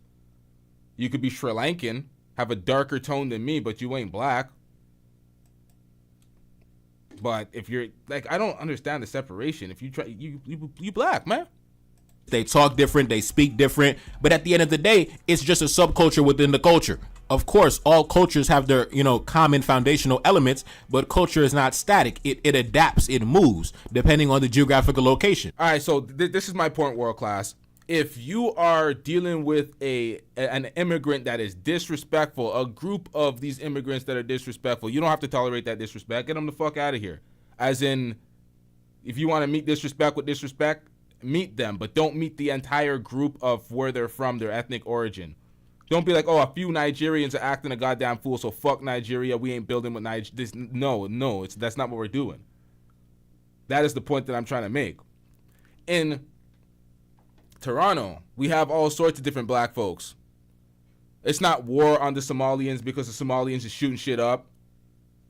It's not we're denouncing the Ethiopian crowd and the Ghanaian crowd. It's not Jamaica Supreme out here. Like, I don't know, man. I don't get it, man. I guess we're wired different when it comes to it. Right? So when you hold up, chat. One of my headphones died. These iPhones, man, are these AirPods, my bad. These AirPods come with an expiry date. They start slowly killing these motherfuckers, so you re-up on a new one. All these Apple products do that shit. They're like, oh, this nigga had this shit for 2 years, let's start killing it. It's like, come on, man. How you dying in an hour? Hold up, chat. Okay, there we go. When you talk about the Ugandan American,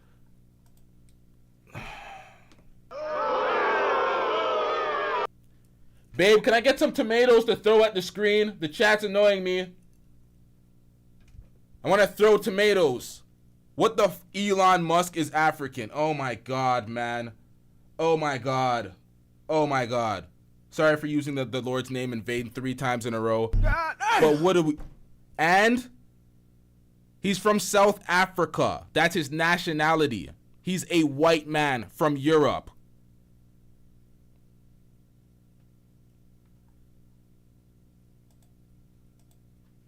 Africans delineating from the continental Uganda. You know Kurt Kaz is African too, right? But he's of German descent.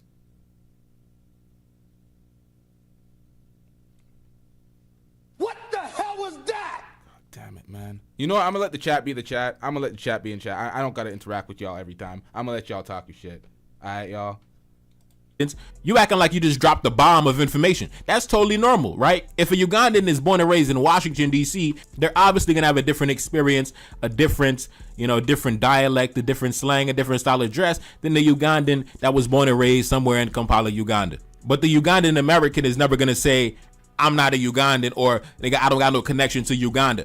The delineation movement you're talking about that was created by your Lord and Savior, Tariq Nasheed, that's not a direct comparison, because what he is saying is we have no connection. Hey, yo, the call lines are open. The call lines are open, my nigga. Oh, welcome to the chat, TG. We missed you, TG. Can I get a hug in real life, TG? What the hell was that? Okay, so what is Logical Black saying? This is AA lashing out because we are dealing with racism and don't know what to do. And I'm AA. And I called LTTV a cosplayer, which he is, but still my brother.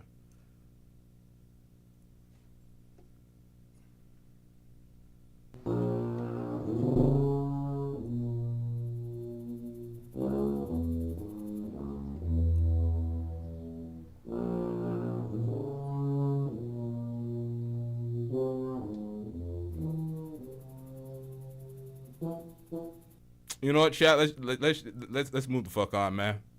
Let's move on, man. In Africa, we are disconnected from Africa. We are an amalgamation of the Native Americans. We are a mixed race group. We have multiple lineages. We are a combination of the European, the Native American, and only.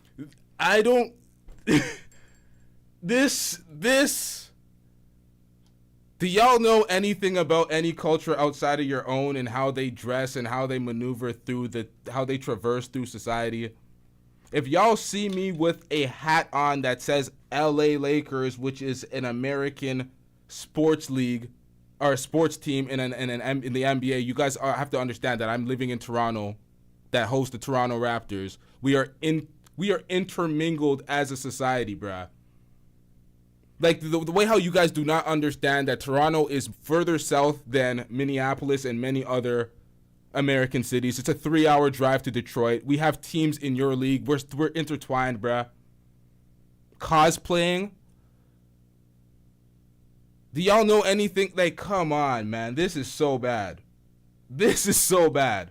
a tiny smidgen fractional percentage of the continental African, and we are that is the delineation movement you're talking about. That's not a direct comparison you're trying to make. You have individuals in the so-called FBA delineation movement that say they have no connection to the continent. They weren't even from there. Some of them even say the slave trade never happened, the slave ships never happened. Now I know the slave ships.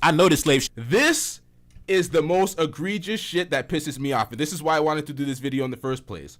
When people try to deny our history, they try to deny their Africanness.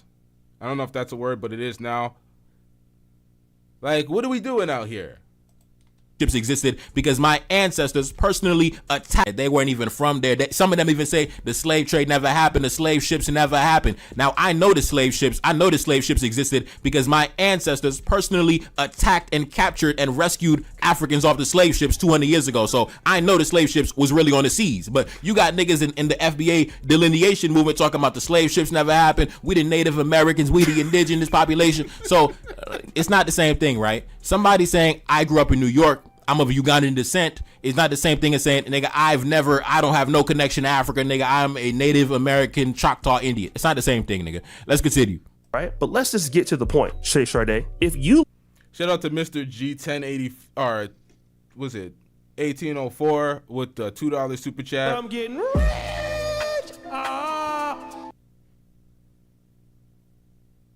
You a cosplayer?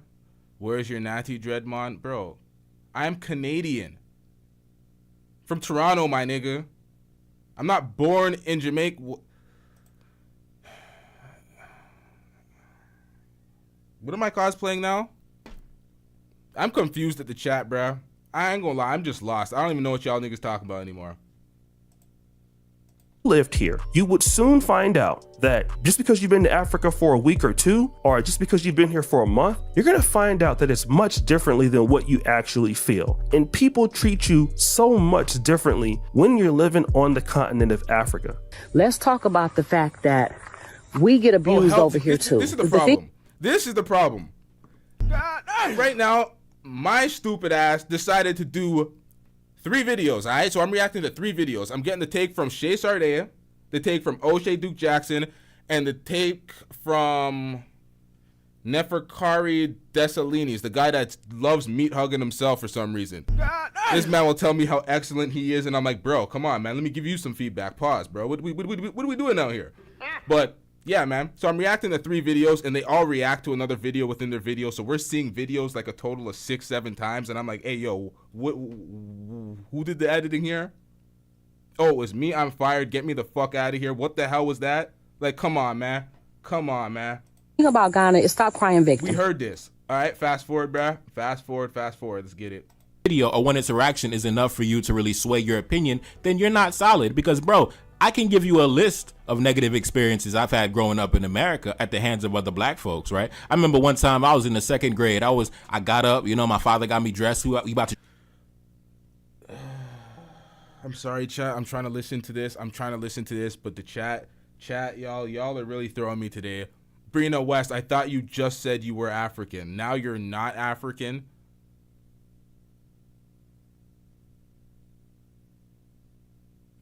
Because you're FBA, you're...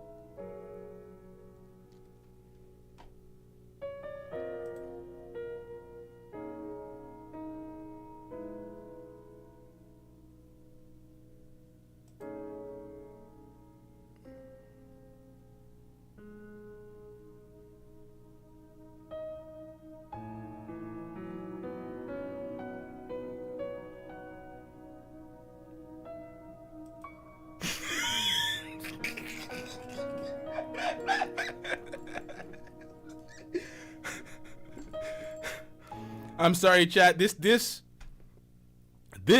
has to be one of the saddest episodes I've ever done. I'm so perplexed, man.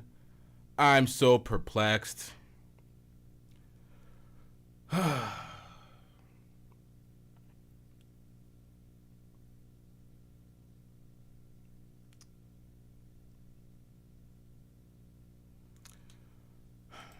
me off at school, right? We go to his car. He had an Infiniti J30, 1998, right? Then I see the window smashed out the car. I see the radio gone, right? Boom. I remember one time my mom got me dressed to go to school, right? Got me dressed. We going out. The car not even in the driveway. They stole the whole damn car. See, they stole my dad's radio, but this time they stole my mom's whole fucking car. Now, somehow they were able to find it across town. I remember as a teenager, like I said, got robbed at gunpoint by another black man, right? Shit was crazy. And like I mentioned before, as recent as this year, multiple shoplifting incidents at the hands of other black men. And every day and every week, Tariq Nasheed comes on YouTube and brags about, oh yeah, we opened the doors for the black immigrants. We opened the doors. If it wasn't for us, the black immigrants wouldn't be able to. Shout out to Lee with the informative update, chat. Give me 1 second. Let me open this in the browser real quick. Let me drag this over. Chat. Here we go, chat. All right. So this is Neferkari Desalinis with the update of, what is this? The amount of immigrants in the population. What year is this in relation to? It says Mexico, 10.7 million immigrants. India, second place. There is no African nation in the, well, Dominican Republic, if you want to count them. But, you know, me no black, me Dominican, so there's that. I guess the Dominican Republic. I don't know if they're all black folks coming from here because it's not just black people living in the Dominican Republic. But there is a lot of black folks in the Dominican Republic. But yeah, outside of that, there's black folks in Cuba as well.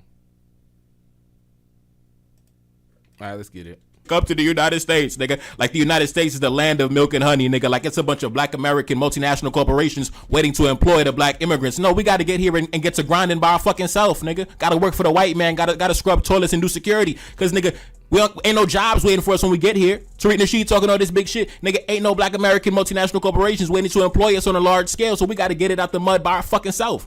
Meanwhile, O'Shea, you can hop on a fucking plane, go to Uganda with nothing but a backpack and a laptop and become a multi-millionaire. We can't come over here and do the same shit. It's a bunch of black immigrants that come. Wait, what? Okay, now that's a complete misrepresentation. No average black person in America can just go to Uganda with a backpack and a laptop and end up O'Shea Duke Jackson level of success and millionaire. No, that is completely undercutting and disrespecting the amount of work, hard work, and groundwork he did to even get to the level he got to before he chose to travel to Poland before he came to Uganda. That is just hating that is a hating statement.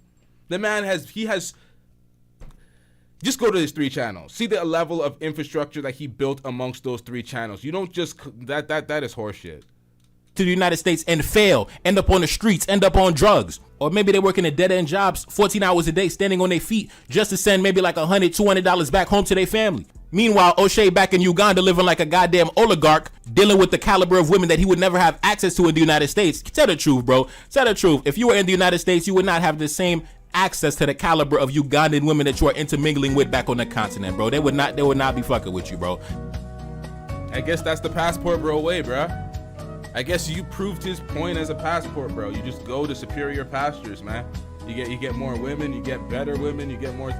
You proved it. Like, come on, man. What are we doing out here?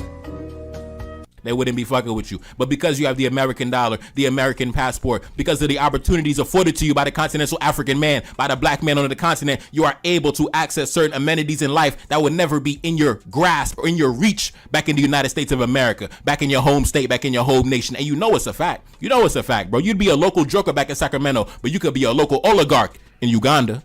And also in the video that O'Shea attached about the lady, she said, oh, the Ghanaians called us this and the Ghanaians called us that. That's what I mean when I say your foundation is not solid, man. Your foundation is not solid, man. Because if I allowed the names that I was called, that my people were called, to cloud my judgment, because Haitians, I always stand by it. Haitians got it the worst out of any ethnic group, any black ethnic group. Haitians have received the most slander, the most disrespect. Especially, so, you know, if we want to go by, oh, they called us mean names, then Haitians should be the ones delineating the hardest by all you niggas, because Haitians have been disrespected on a global scale, right?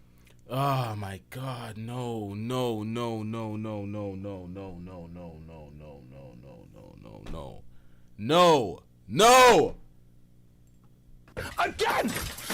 This is bad. I'm now understanding the delineation. This is the same as the manosphere, the passport bros. This is the same as everything. I'm over this, man.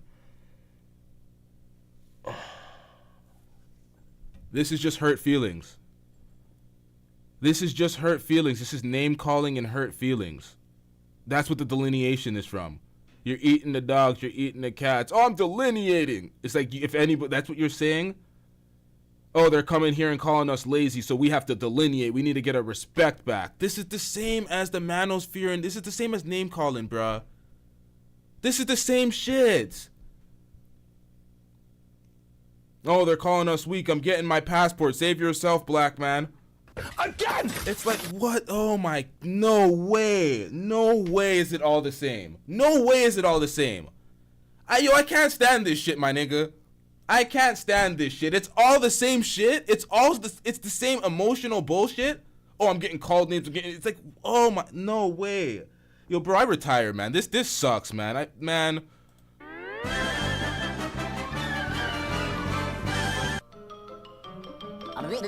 That's all, folks.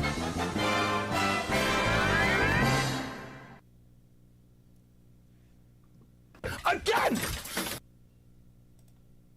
Yeah, unlucky me. We still got a whole hour reaction and I just solved the mystery. Fuck life, man. You are miserable. Right, but I'm still standing on blackness. I'm still standing on business. Now, I was born in the mid-90s, but I got homies, I got relatives that tell me about how when they was coming up in the mid-90s. Yo, this guy's a minor. What the fuck? Well, not technically a minor, but he's a youth. A mid-90s, bruh. 80s and the 90s and even the early 2000s, it was not all love for the Haitians. You see, the Haitians in the modern day got a little more respect on their name now, but back in the day, it was no love for the Haitians, right? It was no love for the Haitians. So when I hear people talking about, oh, they call me mean names and they call me mean names, and nigga, you're soft, nigga. You are soft as baby shit, nigga. I ain't trying. Yes, that's the point. That's the point, man. That's the point. This whole, oh, they're calling me, this is just this baby shit. This is this soft ass era. What the fuck is going on, man? That's the commonality in all this shit. Oh, they're calling me names. I'm so mad. I'm so hurt. Fuck life, man. I hear none of that, bro. Because like I said, my people got it the worst and we ain't crying like hoes. And then towards the end of the clip, Oshay said, oh, as black people in America, we ride for people just because we black. Nigga, Haitians was the first one to ride for people just on the basis of blackness, just on the standard of blackness. Like I said earlier in the video, we was attacking the slave ships on the fucking ocean, nigga, to rescue our fellow blacks. And what do we get in return? We got disrespected, we got slandered, we got shitted on for hundreds of years. And guess what? I'm still standing on blackness. I'm still standing on business. I'm still standing on ancestral business. So listen, like I said, your foundation is not solid, and nigga, move around, nigga. We don't need none of these fair weather ass niggas in the movement. Let's continue. Because when we try to become one Africa or one black world, we got to understand that the brother. Now, see, this is where I disagree with. This is where I disagree with them. Vehemently disagree with them.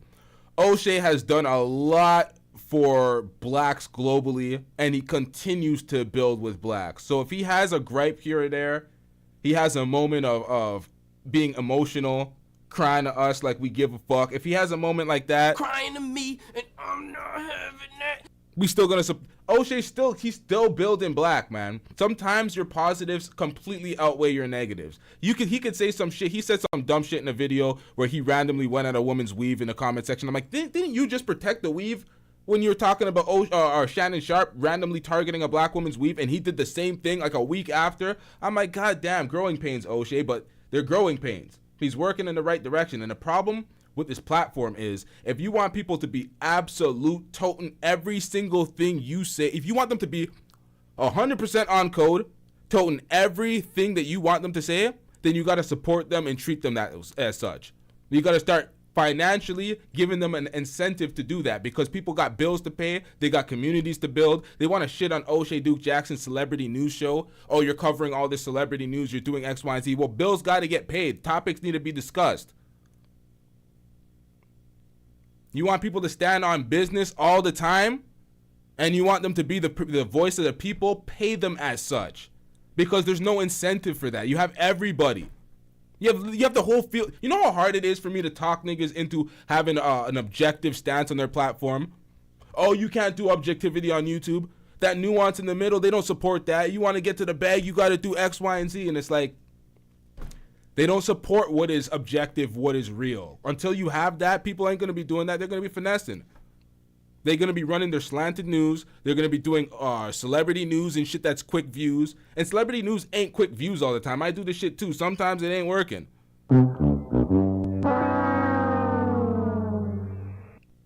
Sometimes you will put up a video, you'll see 63 views, and you'll be like, man. Nigga, you just hating, feel me?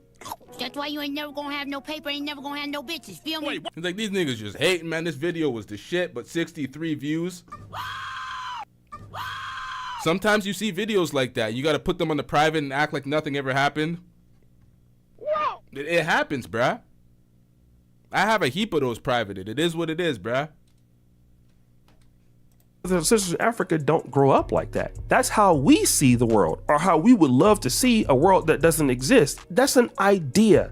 That's a theory, all right? And in theory, a lot of the things you talk about are correct, right? Like, we should not be, beefing in the black world, and we should look to give value to each other. Not that you've said that specifically, but you have hinted at such things, which I concur. Now, in this section of the clip, Oshay says, oh, we can't do certain things like this because, the black folks in Africa, they don't grow up like that, or we didn't grow up like that. Man, any population of people can have their mentality change over a course of a couple generations. 150 years ago, Christianity wasn't widespread throughout West and Central Africa, but now look how large it spread in a very short time. 150 years ago, a black man on the west coast of Africa, he would have been like, Jesus Christ, nigga, I be with Ogun, I be with Shango, nigga, what are you talking about, right? Now, fast forward to the modern day, he's all about Jesus, and he'll slap the fire out you if you disrespect Jesus. Same thing with the brothers who engage in Islam. Once upon a time, them brothers wasn't in the Quran like that. But nowadays, some of them are very passionate about the Quran, and some of them are so passionate about Islam that they engage in all-out jihad against the government. So when I hear somebody try to make the argument against Pan-Africanism based on the current ideology of the people alive today, that doesn't bother me, because I can take a child 2, 3, 4 years old and I can indoctrinate him in all the principles and in all the ideologies of Pan-Africanism.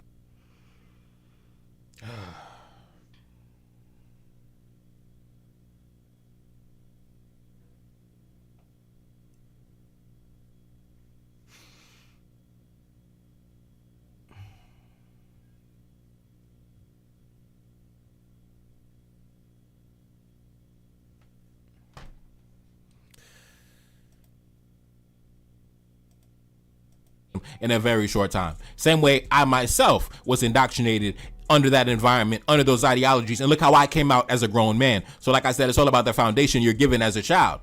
And as we can tell around the world, around the global black world, we can admit that the vast majority of us are not given the proper foundation as children, right? That's why we got so many Sambos, so many sellouts. We got women divesting, kissing the ass of white men. Obviously, the foundation we were given as children was not the proper foundation to be given to us as children. But that can be changed, right? That can be changed. You might not be able to change adults, but children, you can send children in a different direction. Now, Oshay also mentioned something about one Africa or one black world. Now, on my channel, I've never advocated for, one Africa or one culture or one black world. I never advocated for anybody giving up their cultural identity.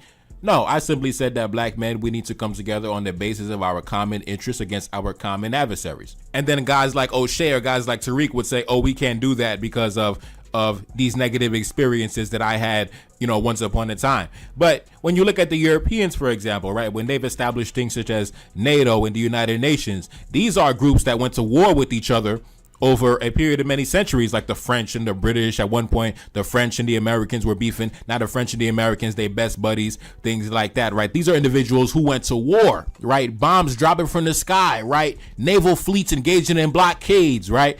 Whole towns being put under siege.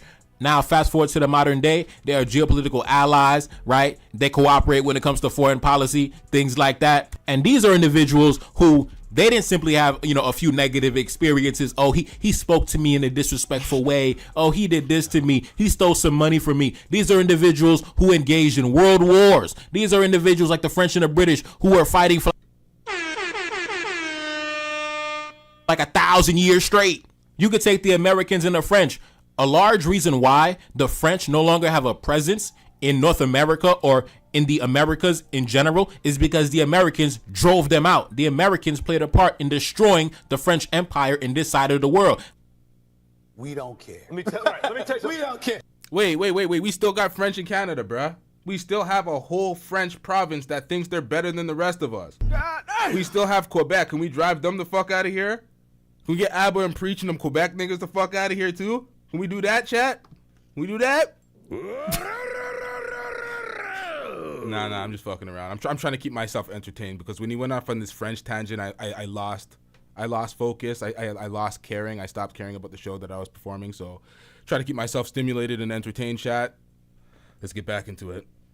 But now, fast forward to the modern day, you know, Joe Biden and Emmanuel Macron taking pictures like best buddies. You know what I'm saying? They the best of friends, right? They cooperate when it comes to foreign policy in Africa in destroying the black man, right? But meanwhile, they got a history of warfare against each other, right? The Frenchman, he not holding a grudge from 200 years ago because the Americans drove him out the continent. No. So these little petty squabbles you niggas be talking about, nigga, that shit is child's play to me. That shit is goofy shit. But like I said, when your foundation is not solid, you always gonna have that, you know, that Sambo inside your heart. You still gonna, you know, Oshay, yeah, he's Pan-African, but Oshay definitely still got a little Sambo in him, you know, especially if you follow him behind Tariq Nasheed, right? Definitely got a little Sambo in him.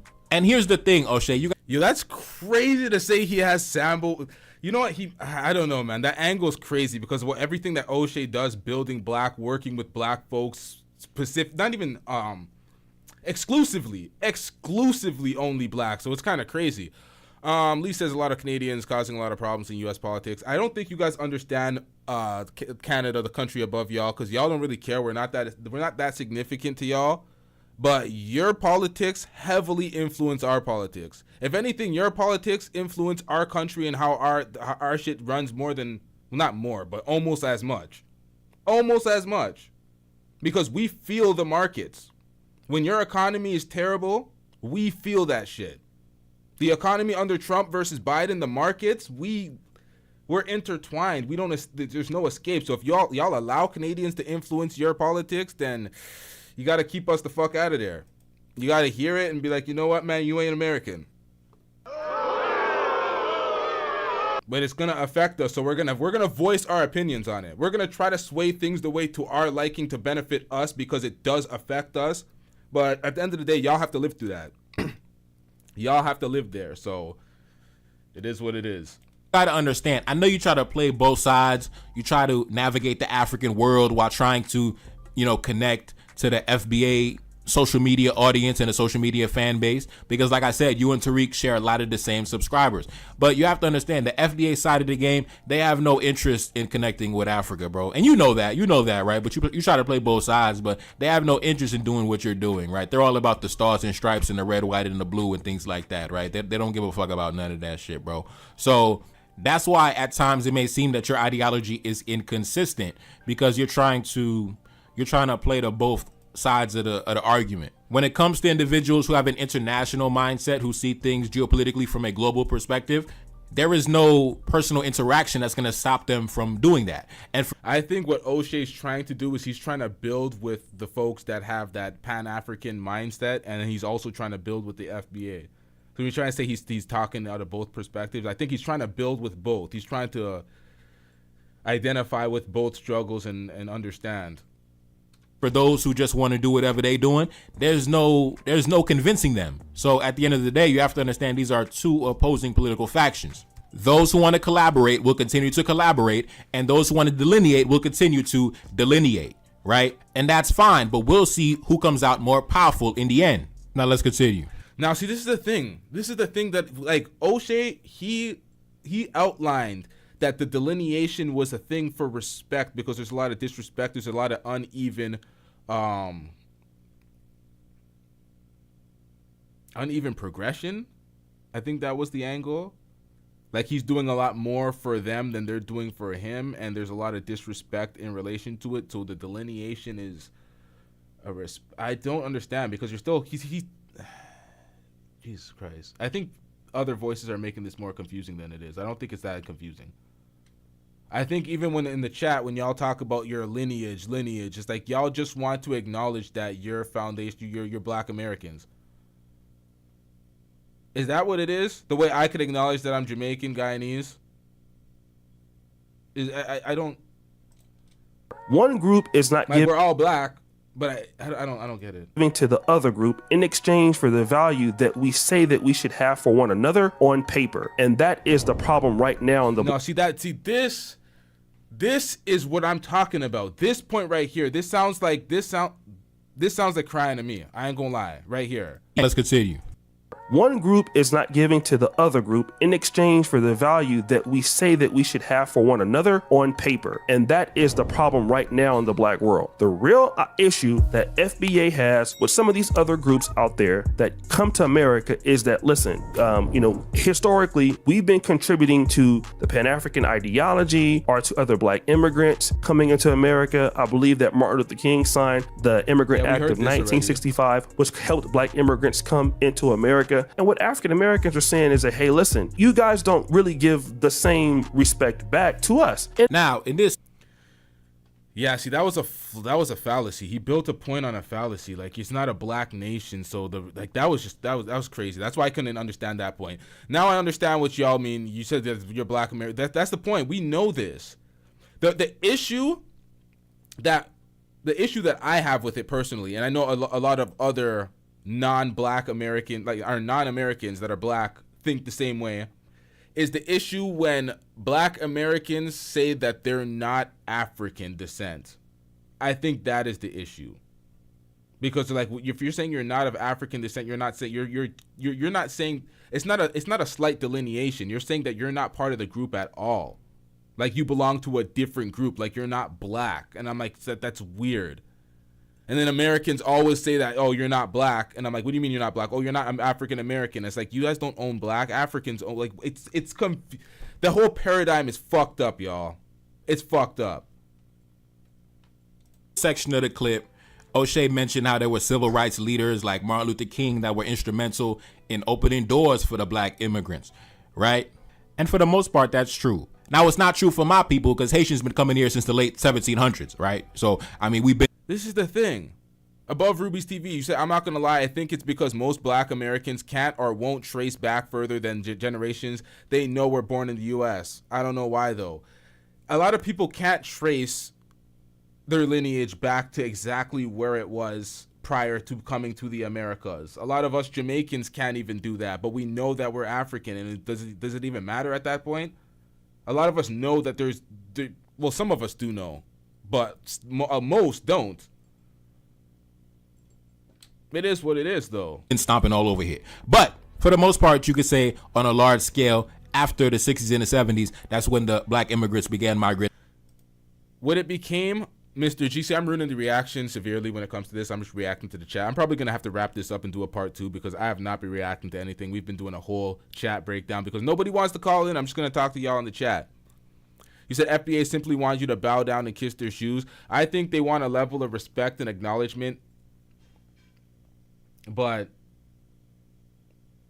I'm confused, though. I don't know. Yeah, I don't know. Maybe I shut up and listen.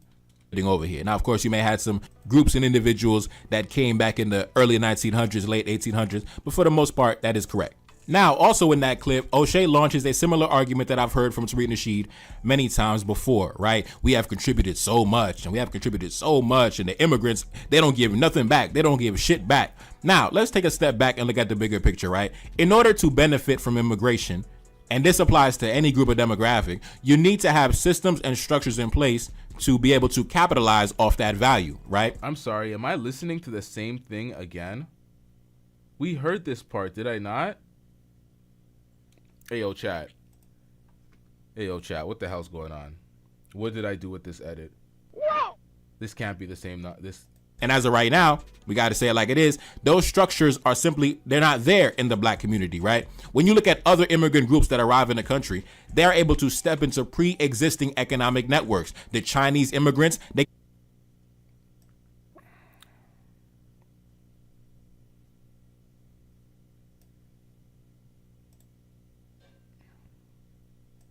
While FBA says that they are a lineage, legally, they are a trademark. They are specifically an online retail store and it is a business by which Tariq Nasheed can make money. This means if you were a person today and you create FBA Foundational Black American t-shirts and start to sell it, that he legally has the right to sue you and get the proceeds.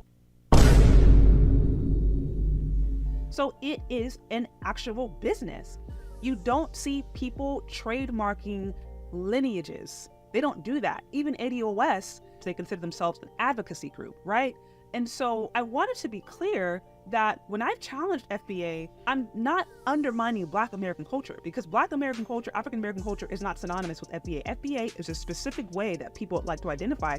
And again, that's fine if you want to do so, but I personally do not identify with a trademark. Now, to bring you guys up to speed as to what happened, over the last few months, I've had some interaction with Tariq Nasheed. I inherently do not have a problem with how somebody identifies themselves, if they identify themselves as African American, Black American, ADOS, FBA. You can call yourself a Martian. I don't really care.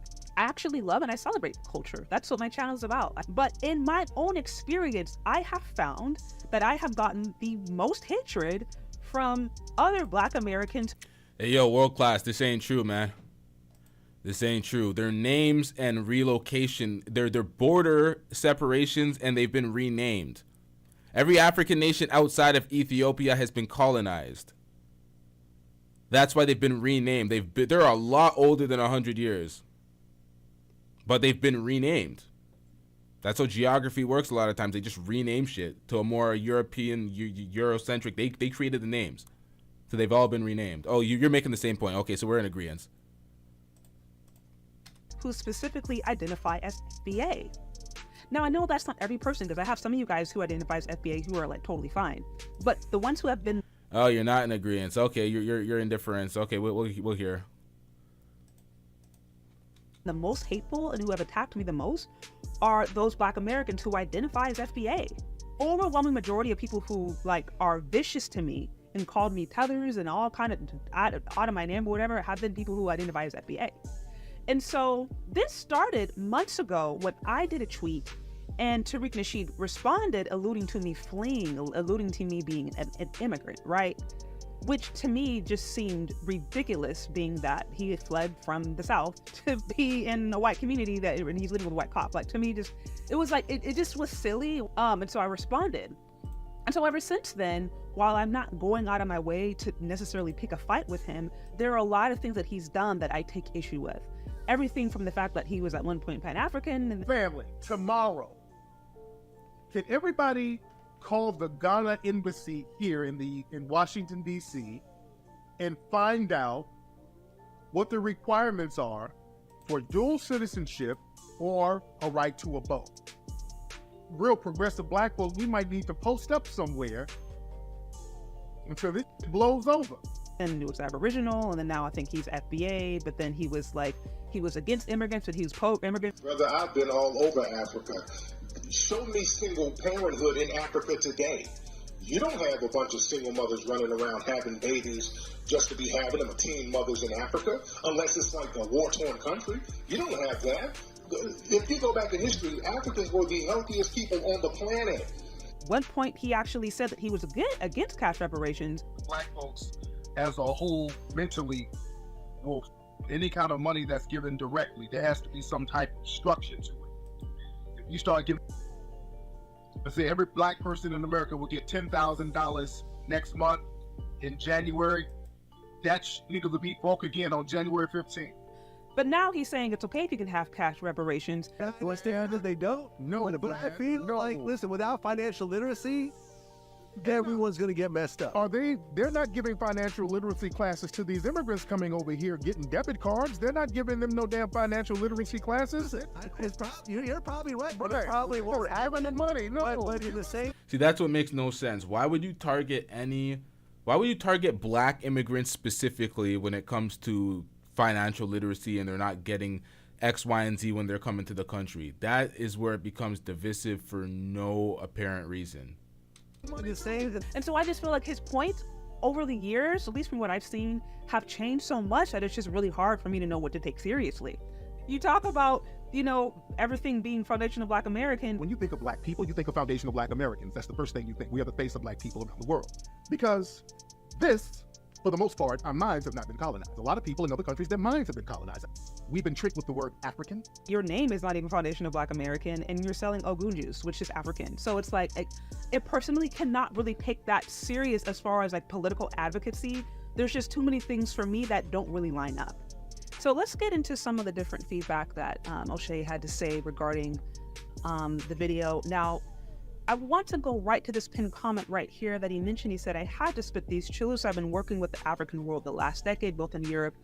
On the continent, the delineation is one-sided. The continent stays delineating, but once the African American community decides to do so, it's an issue. We will always delineate, but that is not the issue. We need to offer value to each other.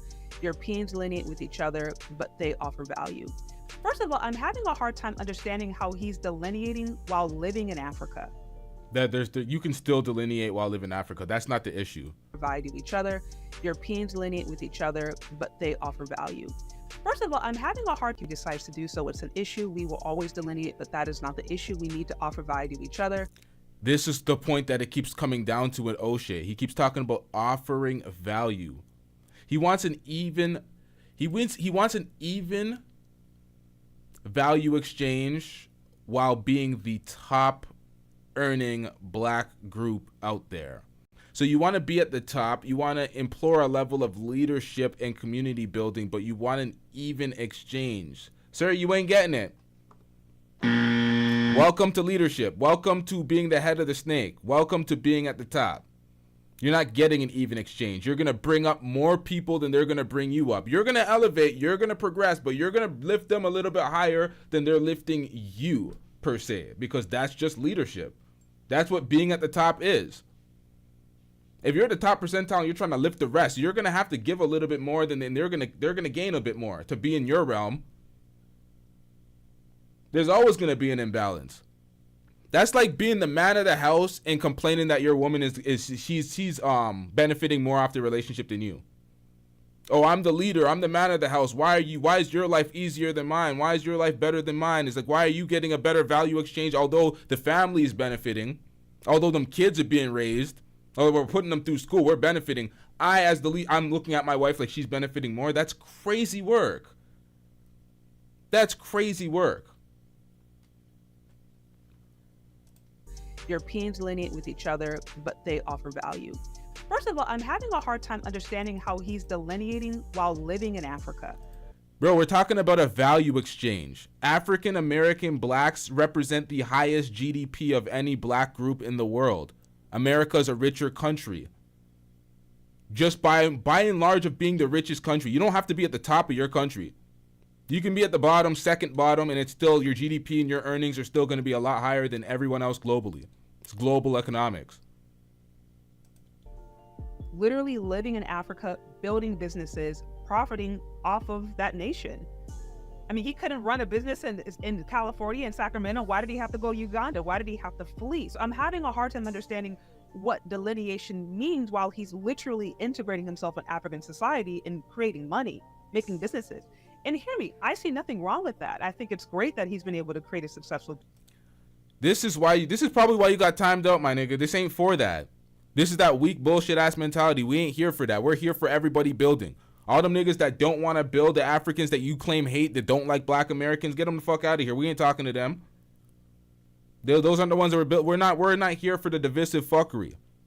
We're not here for people that are imploring white supremacist tactics with this divide and conquer from the Black disposition. We're not here for those people. We're not here for the Myron Gaines of the world. Again! We out here to build. While you are miserable. Business. But these terms to me can become very ideological and emotional. But as far as how they actually start to translate into real life, you see how murky it is? Also, I want you to recognize that a lot of these FBAs, Foundational Black Americans, are the same ones who are actually promoting the Passport Bros and SBM. They are fleeing from the women that they are supposedly at the same time fighting for. FBA men started the Passport Bro movement. FBA men are responsible for SYSBM. So do you see how this like fleeing narrative and deleting, do you see how murky it is when you're trying to delineate while at the same time looking and seeking to marry and bring women of other nations, of other lineages into your own lineage? So it's just, you guys, do you guys see how illogical this can start to be when you actually ask just a few questions? What do you think about when I say the Black community? What about rap music? All of these things can be used to describe certain parts of the Black community, but they don't all embody all the culture of the Black community, because not all of us can be put in this particular box. Even with politics, where most of us vote Democratic, but that's even starting to change. What I'm trying to say is Black people are different, no matter how you slice it. You have some people who are LGBTQ, you have some people who are married in interracial relationships. Black people are just as different as everybody else. But when it comes to, let me say, controversial topics like reparations, even we have those who differ on the subject. And that brings me to the content creator, Shay Sharday. Now, I collaborated with her about 2 to 3 years ago. She reached out to me and I decided to do a stream with her. And recently she's been coming after Tariq Nasheed about the whole reparations thing. And she reposted a video clip of what Tariq Nasheed said some time ago. People get their reparations money, they can do anything they wish with it. If you To me, this is the saddest thing of all. This began with delineation for reparations. It comes from the mentality that FBA, foundational Black Americans, are separating from any other Black group that lives and presides in America to get their reparations separate from those Black groups. You are not joining in and tethering in on our reparations. We are making the delineation because you as a Jamaican are not getting American reparations. That's where the delineation factor comes from. get your reparation money and you want to go buy a big bucket of crack cocaine, you should be able to go buy that crack cocaine and smoke yourself into a frenzy. On October the 4th, she goes, apparently using cash reparations to purchase crack cocaine is on code. This is why America considers Black folks fight for reparations a joke. She isn't the only person that feels this way. My brother called in. Okay, I'm sorry. Yeah, I took issue with that comment. Because we have to remember reparations, reparations. The whole point of this was to repair the aspects of the Black community that were broken down. It's not to give people a check so they can reinforce the problems that they need repair from. So, of course, any person that understands the way the crack epidemic destroyed the Black community will listen to that and be like, hey, that's kind of offensive. Like, not only is that reinforcing stereotypes, I feel like already, that's not reparations. That's not repairing. And for those of you who want to say, oh, why don't you even smoke for the Japanese, the Chinese, Jewish, please find me a thought leader or a political thought leader in their community that is promoting their people buying crack.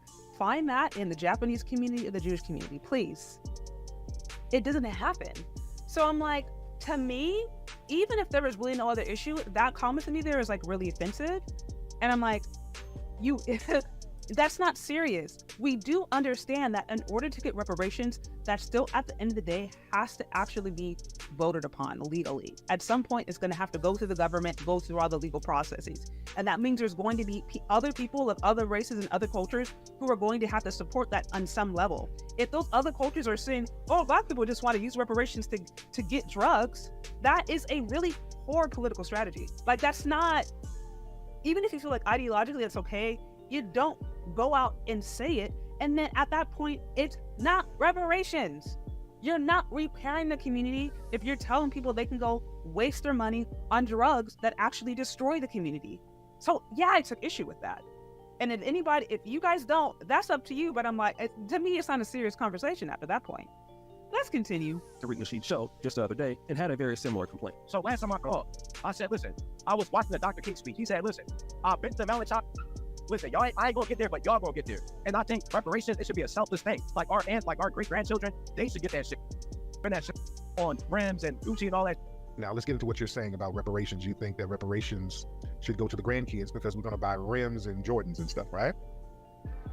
I didn't personally say that, but I'm saying that listen, a lot of us, like I said last time I called here, we got a lot of phenomenal Black people who gonna do great things with money and the reparations. But I think we got a proportion of us that's gonna do mess up things. And, and I'm concerned. Well, okay, listen, what's wrong if somebody gets a reparations check?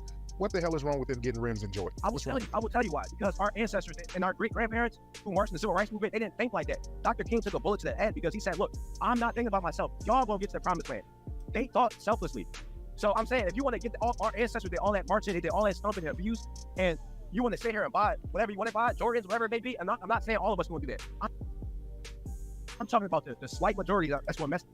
Got it. Well, what our ancestors didn't do also, they didn't take the bullets and march and fight for us to get nothing. Her second complaint that Shay Sade has. So I'm still.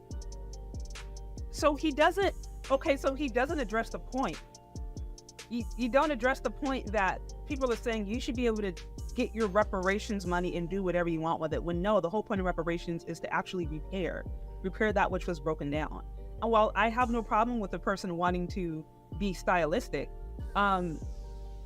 Neely Fuller himself, again, I go back to him because y'all love to talk about being on code, said the reason he did not support cash reparations is because he believed Negroes are gonna go waste that money on Cadillacs, buying guns and shooting up folks. That I literally put that in the video, the compilation video I did a few days ago, and no one mentioned that. So he doesn't address it, he just brings it up and then moves on. Okay. All right, let's continue. I don't know if you were here earlier in the show when I explained the history of the Europeans denouncing their homelands to suggest that they are the original Americans as if they were here prior. This is I explained. It's like people just, they want to do the mental gymnastics so they can, like, this is sad. Against Tariq Nasheed or other people in the hashtag FBA community is their disdain and hatred towards other black groups, most notably those from Africa or those from the Caribbean. Now, of course, there were some Nigerians that celebrated Nigerian Independence Day. I have been a part of Nigerian Independence Day celebrations. I lived in Europe. I had fun. I don't have any problem with it. But again, because of the migrant crisis. Okay, interesting. So he said he's been a part of Nigerian Independence Day. Okay, so yeah, that part was a complete disconnect at that part. I don't know what the hell was going on. We moving on. I didn't understand the disconnect there. They weren't hating on him. It didn't sound like they're like, oh, well, you're not Nigerian, you can't be a part of us. That, like, they weren't hating on him. It sounds like he was able to participate, and that's great. Like I said, it's not an issue. Let me reiterate, me thinking that it's a hate group. No, I have literally experienced personally hatred from FBAs as a Black American. I personally have been attacked. So this is not me just kind of like making up stuff and just kind of assuming based upon just how I feel. I have been the personal on the receiving end of these attacks, which I shared earlier. But even before then, there was just like weird stuff being said because although I'm a Black American, I wasn't going out of my way to hate things, and I would like promote different things I saw in Africa. I'd promote African history. I'd promote cool things I saw in the Caribbean. Like, I'd promote that and then be called, oh, you must be a tether. This weird stuff. So this is not, I'm not making this stuff up. This was actually things that I've experienced. Okay, let's continue. ISIS. Okay, so I'm hearing that y'all say that she kind of goes in on Black American culture, Black American women, talks about weaves and wigs and shit with a negative connotation. That's why they call her tether. If that's what the recollection that I'm getting from many folks, I'm not. And all of that. For me, it's like reparations is not going to be. Bills are not passed. Bills are not passed on social media. Conversations for bills being passed are not on social media. They're not on YouTube. People campaigning for things on Twitter really means nothing. It's not how bills are passed. So I wouldn't concern myself with the dynamics of how reparations will be applied via a Twitter conversation or take any of these things seriously. When these things are discussed in Congress and there's legitimate bills and things being written up for these things to be enacted, then I will take, like, this is a waste of time. This is a bunch of rage baiting and a bunch of, we just gonna be mad for no reason.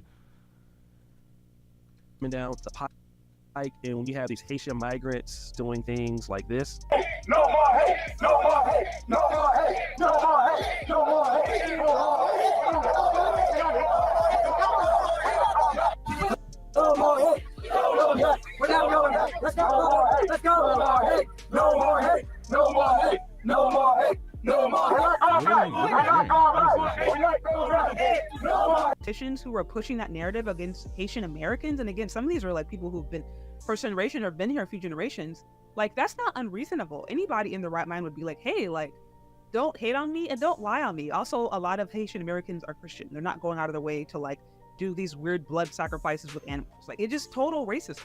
So them protesting and saying, hey, can you stop like lying on us, is not unreasonable. And also on a note on the immigrants, and I think a lot of this actually has more to do with the media and racism. But by the way, like, are like Black immigrants by and large are like the least likely to be here. They focus on Black. Now, chat, I'm about to wrap up the show. I'm not reacting to the rest of this. We can possibly do a part 2, possibly do a call-in panel show, but nobody seems like they want to call in with these points. Y'all just want to represent them from the chat. But this, like, come on, man. What are we doing out here? What are we doing out here? All due respect, shut the hell up. I want to hear that. Social media starts the dialogue. Social media starts the dialogue about a bunch of fuckery. Social media will be discussing Blueface and Krishan when they were out on road. Starts the conversation. I don't give a fuck, my nigga. When the conversation ain't serious and it started on social, I don't care, my nigga. I don't care. It's not anything. It didn't culminate into anything. How long have they been talking about reparations on social media? Where the fuck the bread at? Where the money at, bruh? The government's like, Hide the money, y'all. There's poor people around. With your broke ass. I don't give a fuck about no social media, man. Goddamn, who's calling in, man? Who wants to smoke on these topics? Who's calling in? Hit the call link. The call password is test, capital T, for the short bus shorties that can't get through the password. Like, what's the password? It's right in front of you, you dumb son of a mo. You know what I mean? All right, man. This is what it is, chat.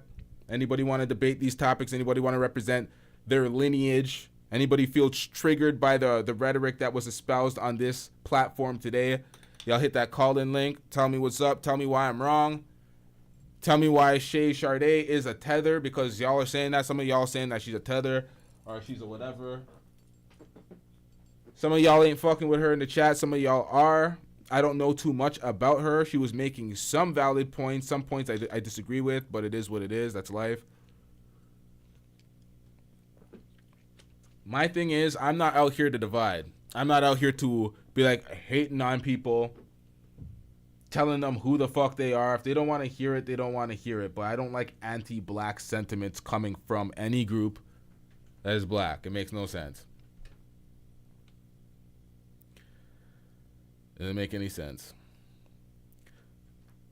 Bunker TV, this makes no sense. You in Canada, but you're watching, you dumb son of a bitch. That doesn't apply. You know, you're hate. Oh man, I mean, so why are you watching? Why are you concerned with a Canadian nigga's opinion?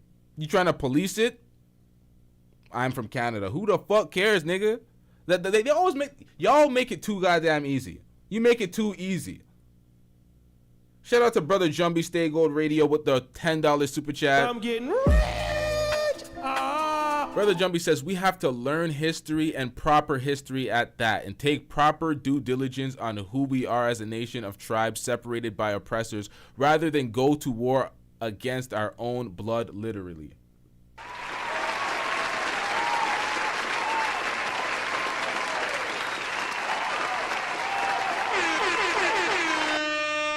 Shout out to Brother Jumbie.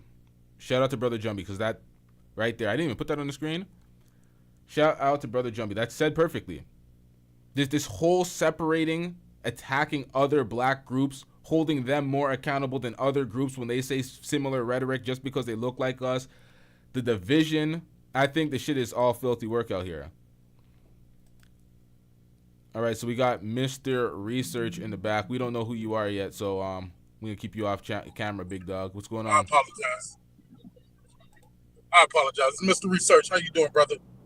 I'm good. What's going on, man?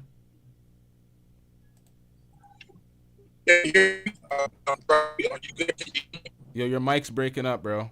God damn it. First caller, too.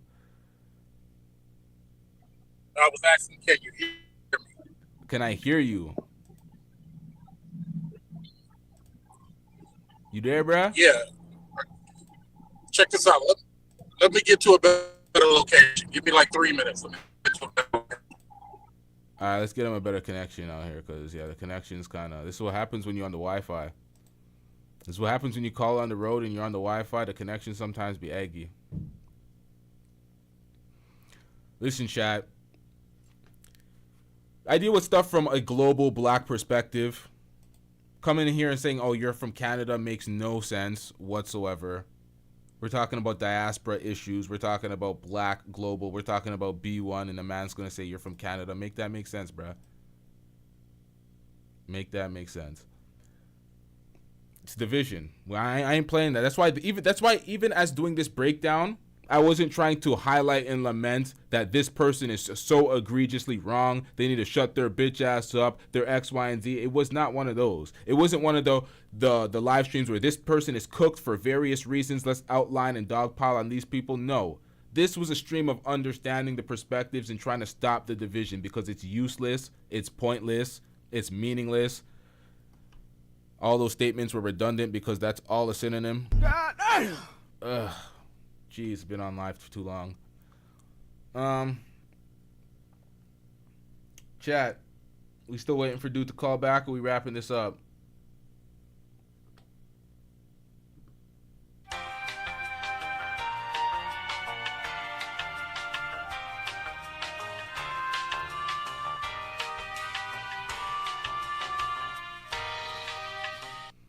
It all comes down to this name calling shit. Sometimes when the shoe fits, it is what it is. When you see somebody that is not of the culture flagrantly hating on everything the culture or the black American culture provides, and somebody wants to call them a tether, it's like, hey, what it is, man. It is what it is, man. I'm not overly emotional over name calling, so I barely care. Some of the shit is not apropos. Some of the shit is just self-hating idiocy, but it's like, who the fuck cares at the end of the day, man?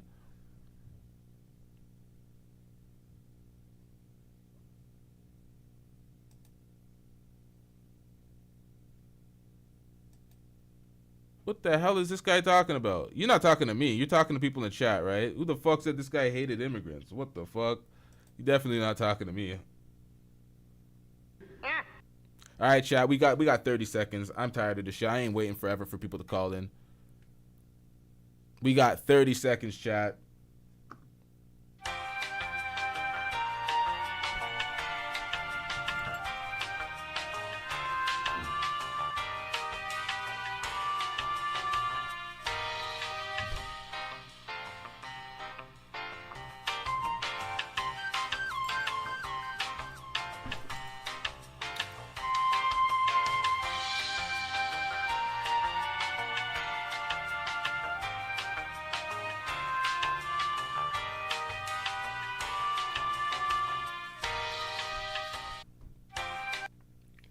I think the problem is FBA is a trademark owned by Tariq Nasheed in which he profits and benefits off of everything related to that name.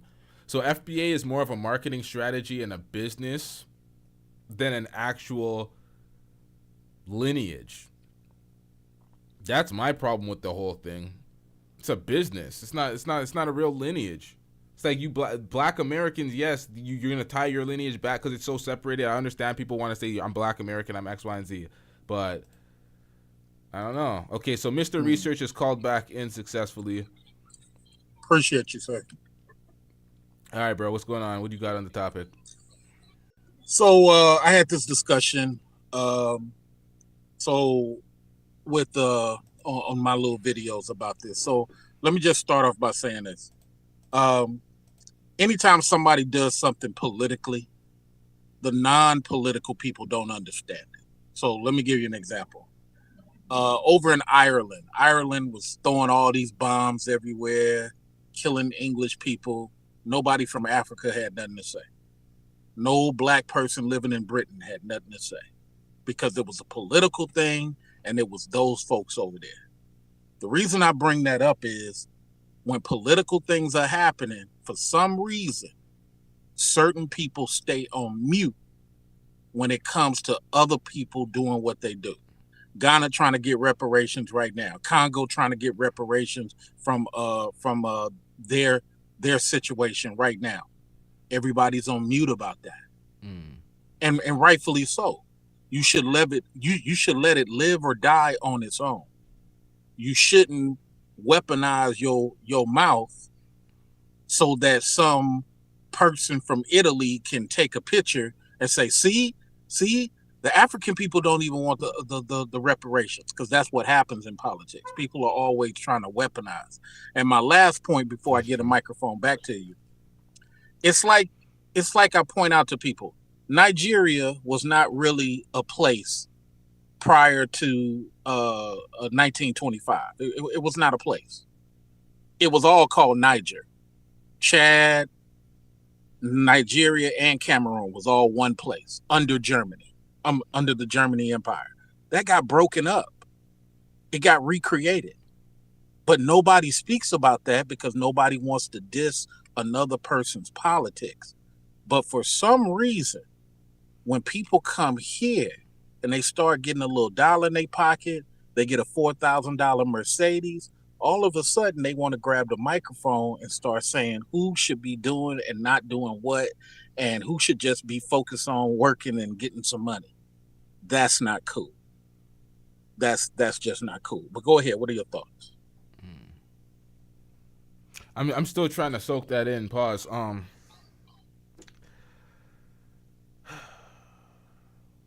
I mean, dig it like this. Imagine if something that a lot of people don't even know. Your audience might not even know. Nigeria is not a real thing. Okay. If I say that, that's disrespectful, because those people have adopted what they've adopted. Israel's not a real thing. It wasn't there in 1928. It wasn't. The problem, it got created. The problem is, it's people don't understand geography. People don't understand borders. They don't understand recreations of the titles of countries. They don't understand that if you go back, we always talk about the 1500s in America being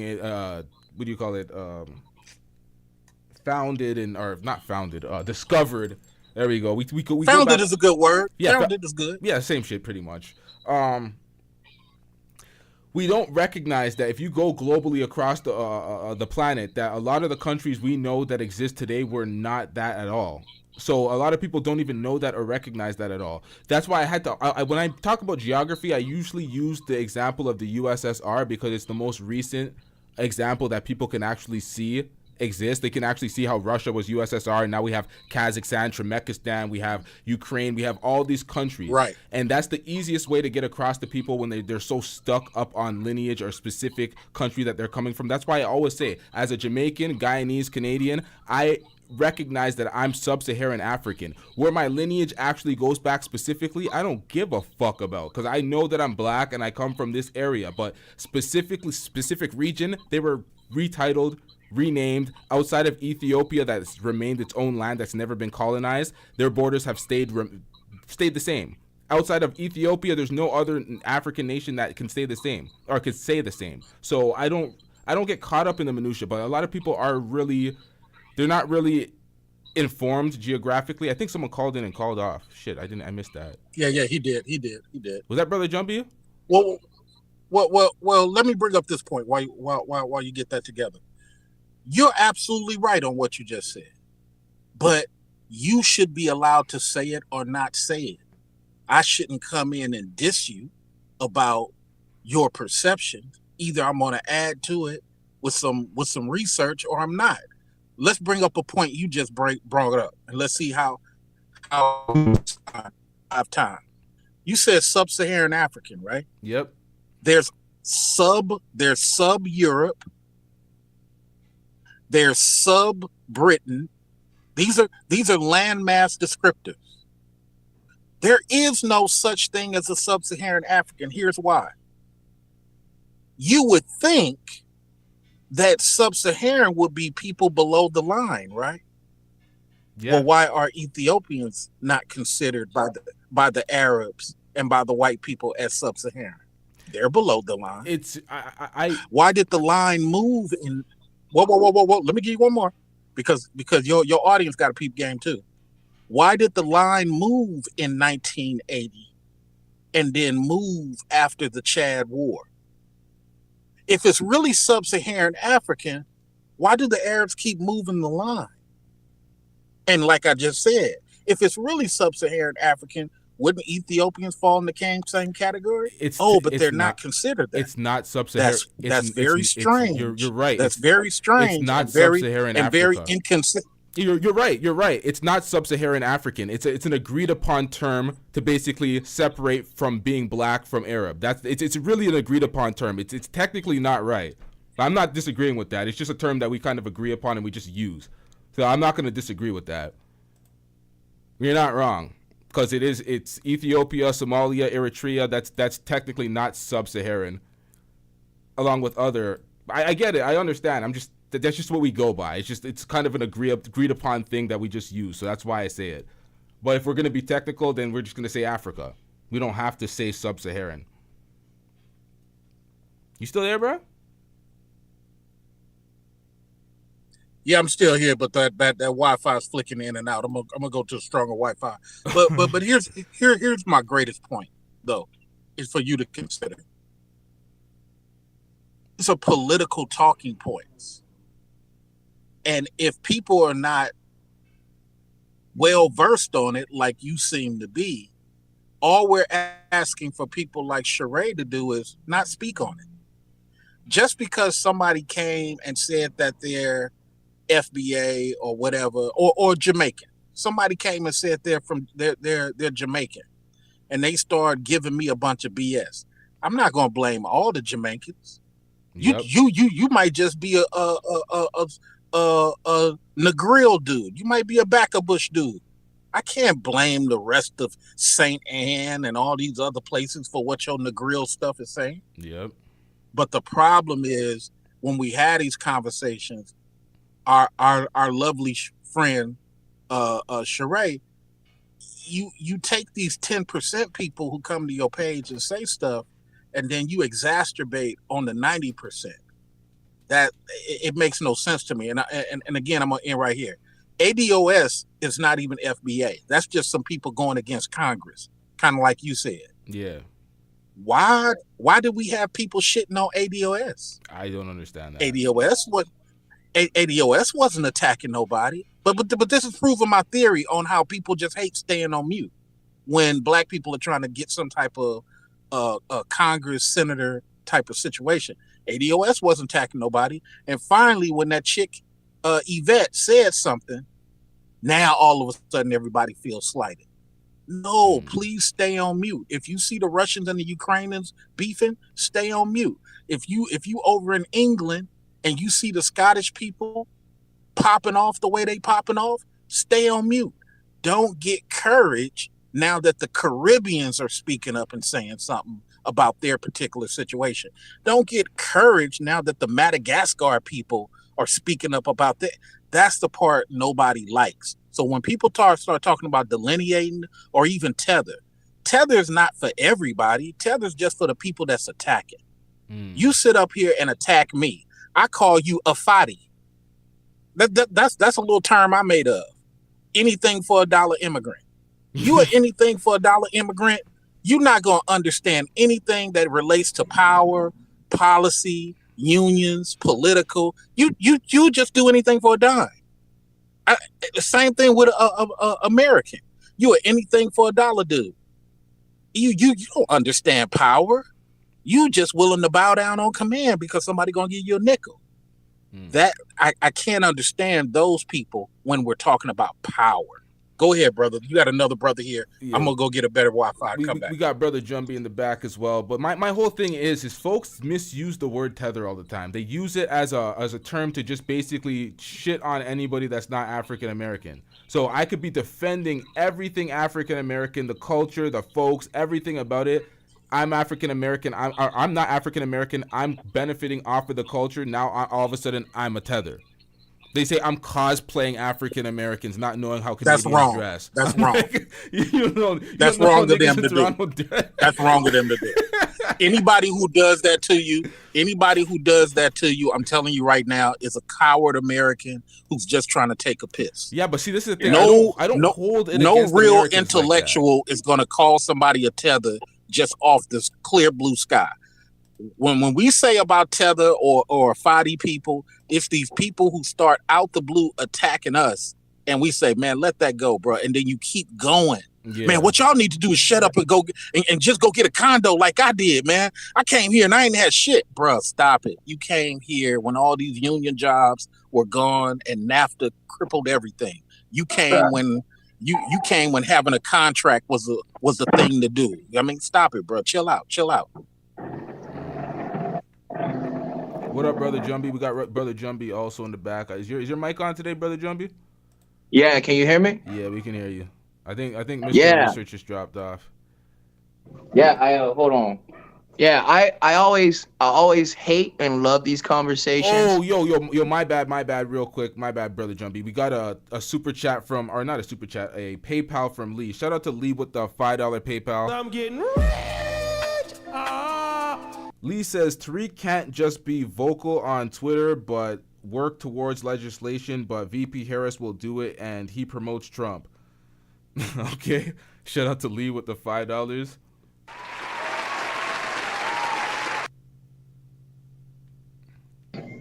My bad. I had to close my garage door. I'm remodeling my workspace here, man. I'm turning this shit into a studio. Man, I love and I hate this conversation, and it always hits me because I'm first generation West Indian Guyanese, like by the Oro, born abroad, raised in the fucking States, raised in California, fam. So like I had a very weird upbringing because being West Indian, like mad West Indian, is different from being traditional Caribbean. Yeah. You know, we don't. And then on top of that, I got launched into California culture. Does that make sense? Like California culture is different than the different Black cultures across America. And I can say that, like, it's just different. So I grew up here. I was accepted here. I was raised here. I'm a nigga, fam. This ain't no delineation. But when I started traveling, that's when I started understanding the delineation within our own, between, I have cousins in Brixton that when they talk to me, they're wondering if I'm getting beat up by the cops. Am I gangbanging? Can I wear my jewelry? That type of shit, because that's all they're fed, you know? And so I had to look at that as an adult and think about what I was being fed. All the stereotypes that they have about Caribbeans and Africans and non-foundational Black American, all that shit is just that. It's stereotypical and caricatures, and we play into it worse than the oppressors. And it's fucked up because I feel like as Black people as a whole, the one thing we're missing is the fucking monolith. We're missing it. And everybody acts like it's cool to delineate Black people are not a monolith, but that's the fucking problem. Because if we had constant communication, understanding, and information from all different parts of the world, there's not a lot of different cultures that could actually fuck with us as a whole. But we choose day by day to get involved in these narratives that do nothing but separate us more. Reparations for anybody, any fucking Black country, is a win for a Black person, regardless if you see that dollar or not, because you now know change is either on its way or is rolling through. Yep. But instead of seeing that as, yo, they're really getting this conversation popping in Congo, Africa's talking, you know, we got the West Indies, we got their Windrush babies tired as fuck. Nobody talks about the Windrush babies. That affects me directly. That's my father. You know what I'm saying? And then like to hear about like we act as if, and I hate to say this, I know someone's gonna clip this shit and make this shit more ignorant than it really is. Just something I really feel. We need to stop comparing our tragedies, dog. Because while people were talking about this, how many Black people in the chat know about what our brothers and sisters in the UK are going through in the streets for some shit that had nothing to do with them, getting hunted down and done dirty by racist militia groups in the UK. You know what I'm saying? That had outrage for us because we got family out there. You know what I'm saying? I had to check in on my cousins on road, see if they were all right, man. Shit like that. And but when it happens here, like R.I.P. The kid, Javion McGee, the trucker that was lynched. He was lynched, and everyone who's in the know about it is making a ruckus. What if we did that across every single fucking tragedy? And it didn't matter if a black person had an accent or not. If they were, it would be a different world. It would be a totally different world. Unfortunately, at 38, I feel like we are living in a world of our own fucking, we created this. So I think as a culture, we have to figure out a way out of it, because even though I appreciate what Kendrick has done for the culture, I love what he's done for the culture. I started seeing niggas telling niggas from other places, y'all not like us. Well, might be a reason for that if they're a freaky ass nigga, but also it's not man's fault. It's not man's fault. You understand? Yeah. I can't make fun of some kid from Haiti, especially knowing what Haiti's going through. He's a first generation dude. He probably about to be over here wilding out and acting different because nobody told him. It's supposed to be our job as first generation, like landmark people and our to make sure they acclimate. Where is that in our culture, especially in the West? Where is that? Because that's something I experienced going abroad from different cultures. Does that make sense? Yep. When I went to Trinidad, they told me what to do, what not to do, where to go. Yep. When I was in Guyana, they told me, hey, don't go over there. Don't mess with them. That's the thing. That's why when Oshay was talking about his negative experience, I'm like, you get up on your platform and highlight all the Passport Bros' positive experiences as they navigate African countries or any other black country, whether it be a Caribbean nation or in South America. Everywhere that I travel, any black country that I travel to, I felt so welcome with open arms, and they're just looking at me as if I'm one of them, although we can make the distinction. No. I'm Jamaican. I'm Jamaican and Guyanese by and way of Canada. Doesn't matter. Dominican sees me, I'm one of them. It didn't matter. So I was like, damn, it's a little bit different and advertised than a lot of people say, but that's how I felt traveling. And then for me, being from Toronto, it's a lot different than being like in America, because we have blacks from all sorts of places. So our default isn't looking at another black person like we are the same. So that you not like us thing, that doesn't really resonate, because we're all different. There's Africans here, right. There's Caribbeans, it's everybody. So it's different. And that's what, and I'm sorry to cut you off, but that's something I think the rest of the world needs to pick up on. Yo, if your brother is here, regardless if he's Igbo, Trinidadian, Jamaican, or Guyanese, that's your fucking brother, man, because we're all in the same war. Yep. And we could sit here in front and act like we're not, but you're gonna get treated the same way by a white cop I am, regardless of our fucking accents. If we get caught lacking like that, you know what I'm saying? It's really sad, man, because like I really, really do wish this fucking argument between FBA and non-American born black people needs to come to a surpass soon, because we're pushing that shit off on our kids now. Yeah. So let me say this. So on how it got that way, because I think how it got that way is really important. The people before Bill Clinton, we ain't really had no beef, because they was getting locked up based on their appearance too. If you was from if you was dark skinned from Nova Scotia, you got that work once you got over here. Right. If you was a dark skinned person from Romania, you got that work when you got over here. They didn't care if you were Romanian. They didn't care if you was from Morocco. So a lot of people stayed on mute because they understood the policy was against our image.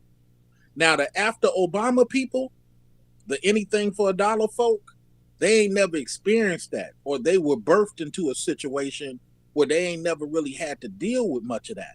So now they got a lot of opinion on the microphone. Now, all of a sudden, it's kind of like, y'all got to understand, as little kids, FBA people was in love with Africans.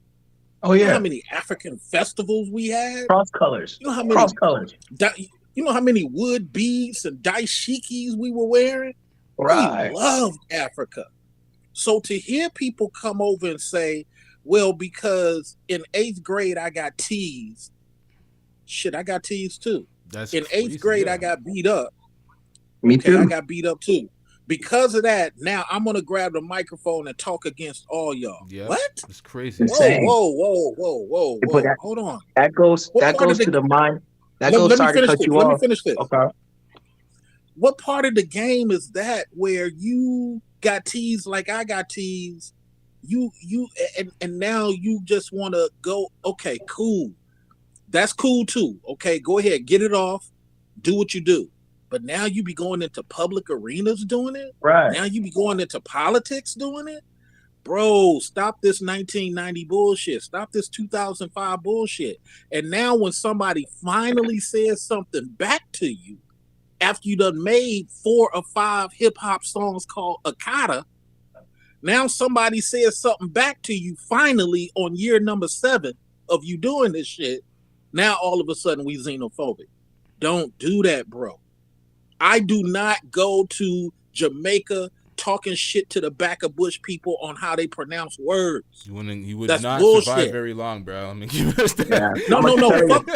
Fuck whether you survive very long. Fuck whether you survive very long. It's disrespectful to do. Yeah.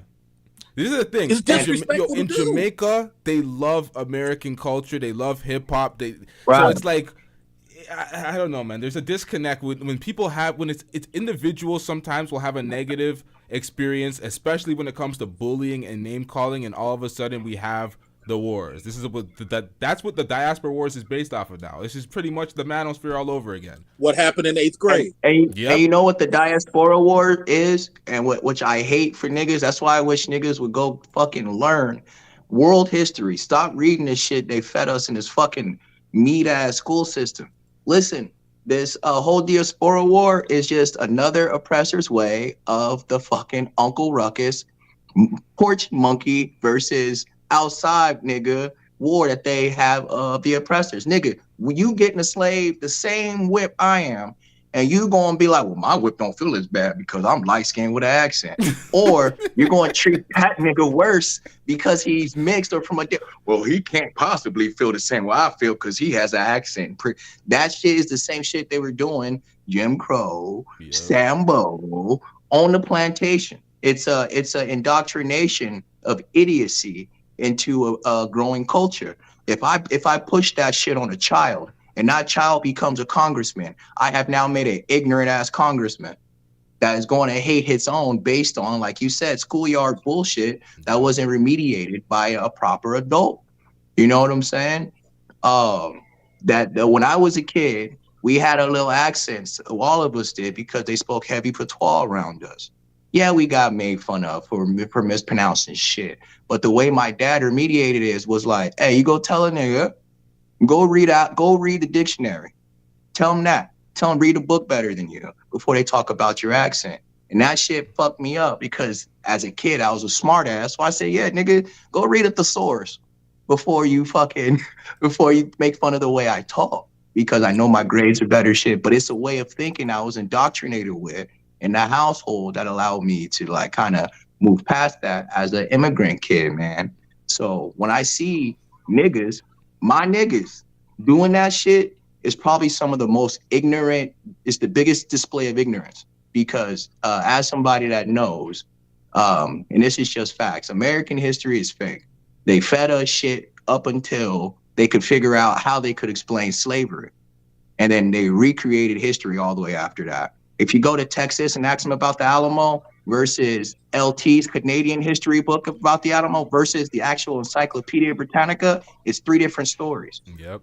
That's how you keep a culture dumb. And then instead of taking these platforms and actually saying shit like that, they'd rather argue with each other over who's the darker or lighter color of wheat. Look, and before the new guy gets in, I don't mind a debate, but give me your most researched candidate. Give me your most intellectual person. Let's not do feelings, because our grandchildren are not going to have these conversations because we're having them right now. But the point being, before this new brother gets the mic, don't take offense if I say something back to you initiating something to me. If you initiate something to me and you send me fighting Mitch McConnell, let me fight Mitch McConnell. Mitch McConnell has stopped the reparation thing from being talked on the Congress floor 27 times. You Right. don't know that. You don't know that. He's been doing that since the 80s. You don't know that. So you laugh and then you jump on microphones and go to Fox News and talk shit. Don't do that, bruh. Or even if you're a woman or Obama, you start talking stuff against black men. Don't do that, bruh. Because once I say something back, now you're going to say I'm being xenophobic. Once I say something back, now you're going to say I'm disrespectful. You're not going to look at what you initiated. Go ahead, y'all. No, you're right. Me personally, I agree 1,000% on that. I think people need to look at the word representation and understand that it is monolithic. No matter how people want to break that apart and be like, nah, it is. The way you treat your brother in public on these platforms, the way you talk about your people of different diasporas is going to be how everyone who listens to your fucking words sees them. Yeah. And so it really does cook me as a guy, because I'm a nerd, man. I'm a comic book dude. I write content. I do a lot of shit that has to do with not letting black people be offended. Does that make sense? If something comes across my desk and I gotta write off on it or edit it and it's offensive, I'm gonna let the person who wrote that shit say, this is offensive, bro. This is dumb as fuck. And don't do it, because representation doesn't stop with these conversations. It's barely the tip of the iceberg. Representation starts when we start defending each other and actually having proper understanding of each other to defend. You know what I'm saying? A lot of niggas were beefing with Africans, especially during, I hate to say this nigga's name, that Mike TV era. A lot of niggas were beefing with Africans and don't even know the land history of Africa or Kemet. Or what was done to it, or the apartheid, the Dutch, the Ghost of Leopold, shit like that. If they would know, they would probably understand. They would probably understand a little bit more about each other, is what I was trying to get at. And I think that's where we need to get to in these conversations, is more of a parliament instead of a fucking debate. You know? Guys we need to have these conversations out loud, because we don't obviously all have the same point of views, but ain't nobody up here arguing, calling each other niggas. Am I wrong? No, this is a good conversation. It's always good when you have a bunch of people that are trying to get the better out of the conversation, trying to get a better understanding of other people's perspectives instead of just trying to simply be right. That happens a lot on these platforms where people get caught up in their ego. They damn well know they're wrong and they're just trying to fight a point to the bitter end, and it's like that's not benefiting nobody on this platform. So yeah, I learned something. I was listening, learning, and dialoguing with a brother. I have no clue who he is, right? But this is what the monolith should be, because if we can have these conversations, go back and research, come back and reconversate.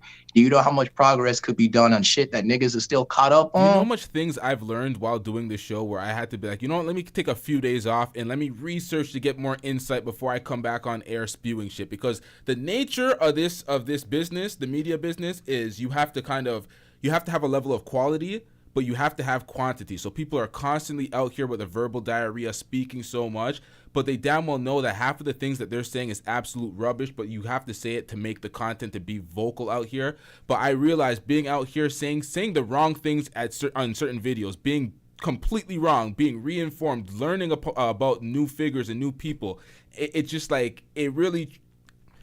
It changes the way you view what you do on this platform, because a lot of people are out here just talking to talk, just to hear themselves, just to get a message out on said topic, when a lot of the times it's not good for anybody. So I definitely take more time to learn about some things. Even in performances where I'm trying to convey a message, I'm still trying to learn when I'm doing it, because you have blind spots. And when I rewatch my episodes and I see my blind spots, they're egregious. So sometimes it's good to fucking just take a step back and try to learn. Yeah. Hey, man, applause to you for self-analyzing. You know how many black men refuse to self-analyze? I'm in medical. Man, so many black dudes do not self-analyze.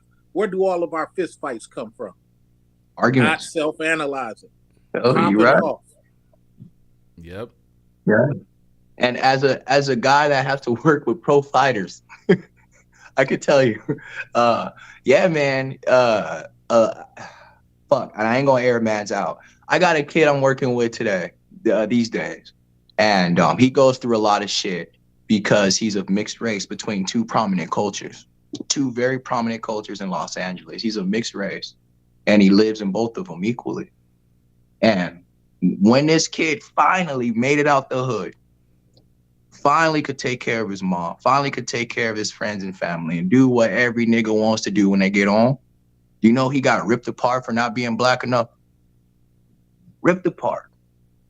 And I mean, a dude that I probably brought $60,000 a year in black money to the hood just so kids could do stuff. And I remember sitting there as trying to explain to this kid, he's black here, he's American black, and his mom's is Latino, Mexican, from Mexico. And I was trying to explain to him, like, nah, fam, like, you can't let these niggas break your spirit. Because at the end of the day, what's important is what you're actually doing for your communities rather than what they say you are. Because when it's all said and done, the way I was raised as a Guyanese man, nobody can tell you you're a man till you're in the ground. And you know by the measure of a man by the words spoken of him over his grave. And so it's crazy to know that, to feel that as a Guyanese person, and wish I could pass that on to the generation I work for as a coach and a mentor. But it's like, man, I don't know what happened in that generation that had them, in which there was such a hatred, inner hatred towards dark diaspora of foreign descent. It's crazy, man.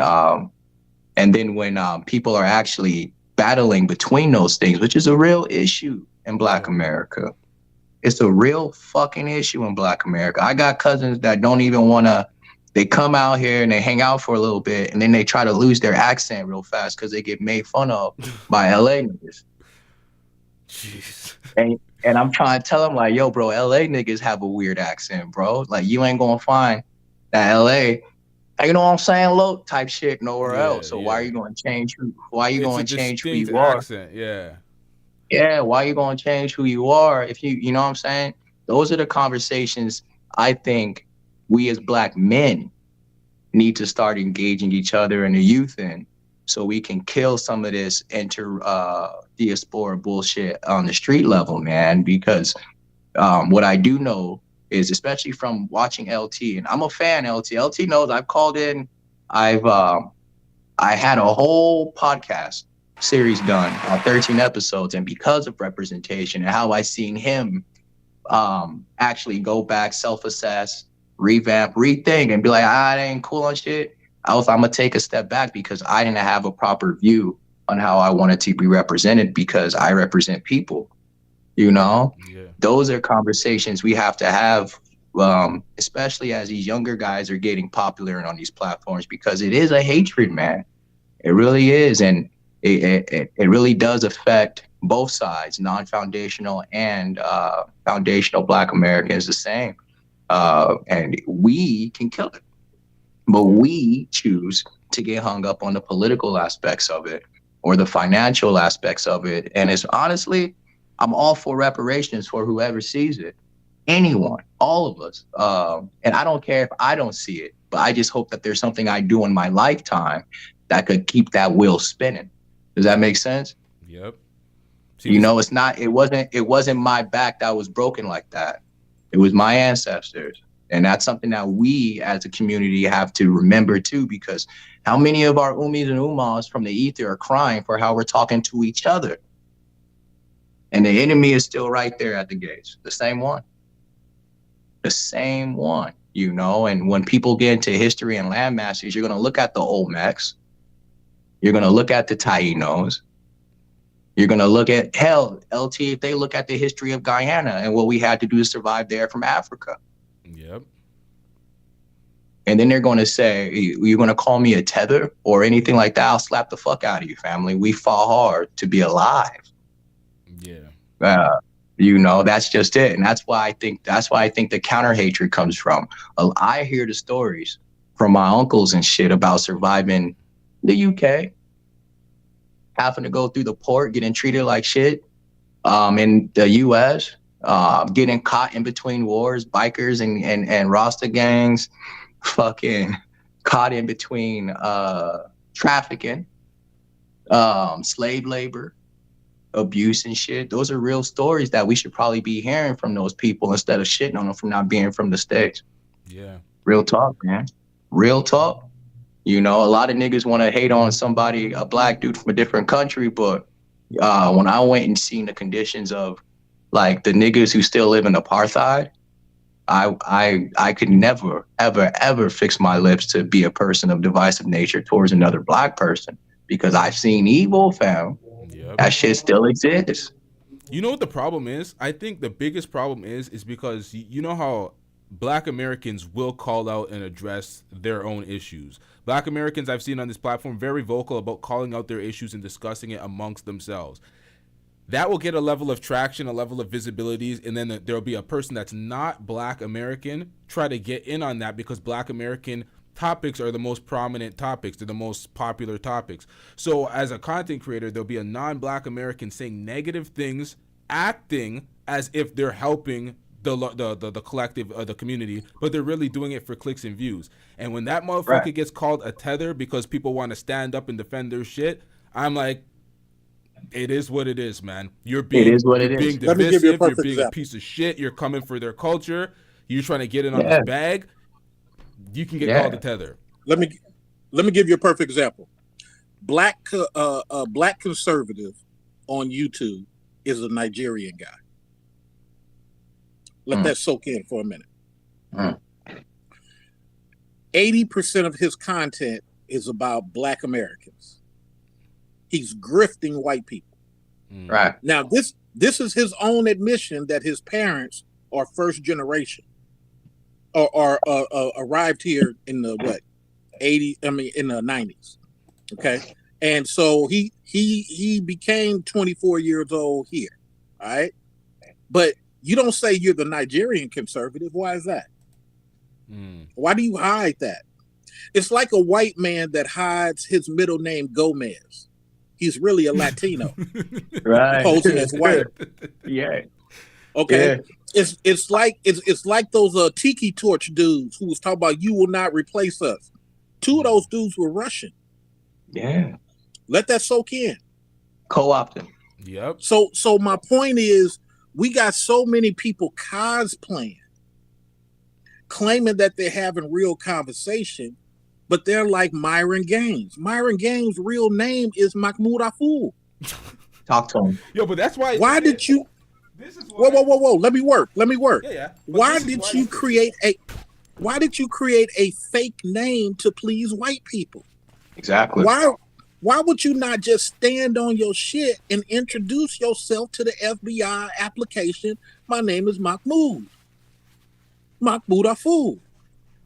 I mean, you're going to create a false name, but guess what?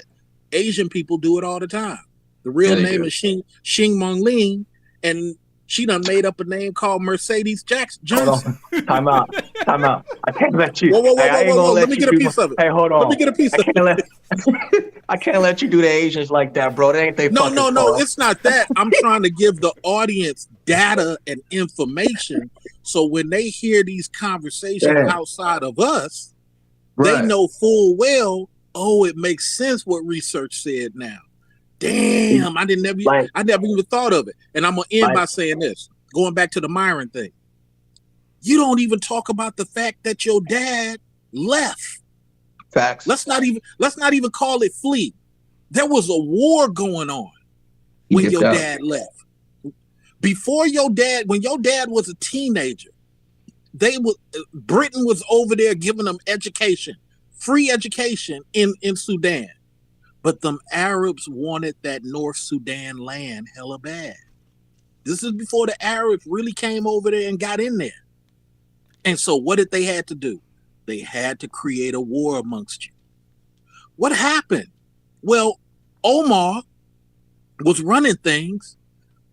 There's a very quiet story about an American doctor and two other Sudanese guys. They captured Omar sleeping and put him in jail. The military lead guy, I forget his name, he went, killed all three of them dudes and got Omar back out of jail and put him back up there. Omar was back up there for a couple of months and then he resigned and then the general took over. Mahmoud Aful don't want to tell you nothing about that. But that's what you should be focused on. Why did they kill our Sudan black strong men who took over the country and removed the leader peacefully? Right. Why did the general kill these 3 people and then cover it up? Back in 2013, that same general opened fire on Sudan people who was protesting with palm leaves in their hand. Wow. Palm leaves. He opened fire on them. This is what we say to people when you want to come to America and talk about our politics. No, turn around and say, hey, I'm from Nigeria. We had a whole war to please England. All of our tribes were cool, but when Lord Lugard, which is an actual person, gave Hausa all those weapons, all of a sudden, Igbo became the enemy and forced Igbo to get into Nigeria. Guess what? If you start talking about FBA, I'm not going to call you a tether. I'm going to say, hey, bruh, no disrespect. You keep asking me, do I know where I'm from? I know who John Hanson is before George Washington. I know Frederick Douglass. Do you know who the 3 chieftains were who got removed in 1922? Talk to him. And the four black women were put in charge of the chieftains.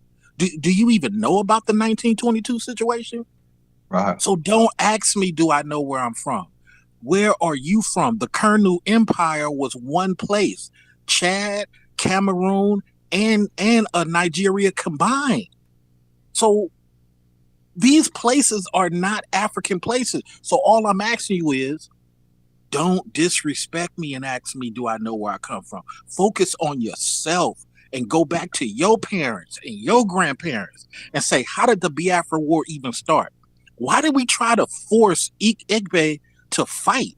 What was all that about? Have the courage to go to your elders and ask them questions and sit in your condo here in America and do your thing.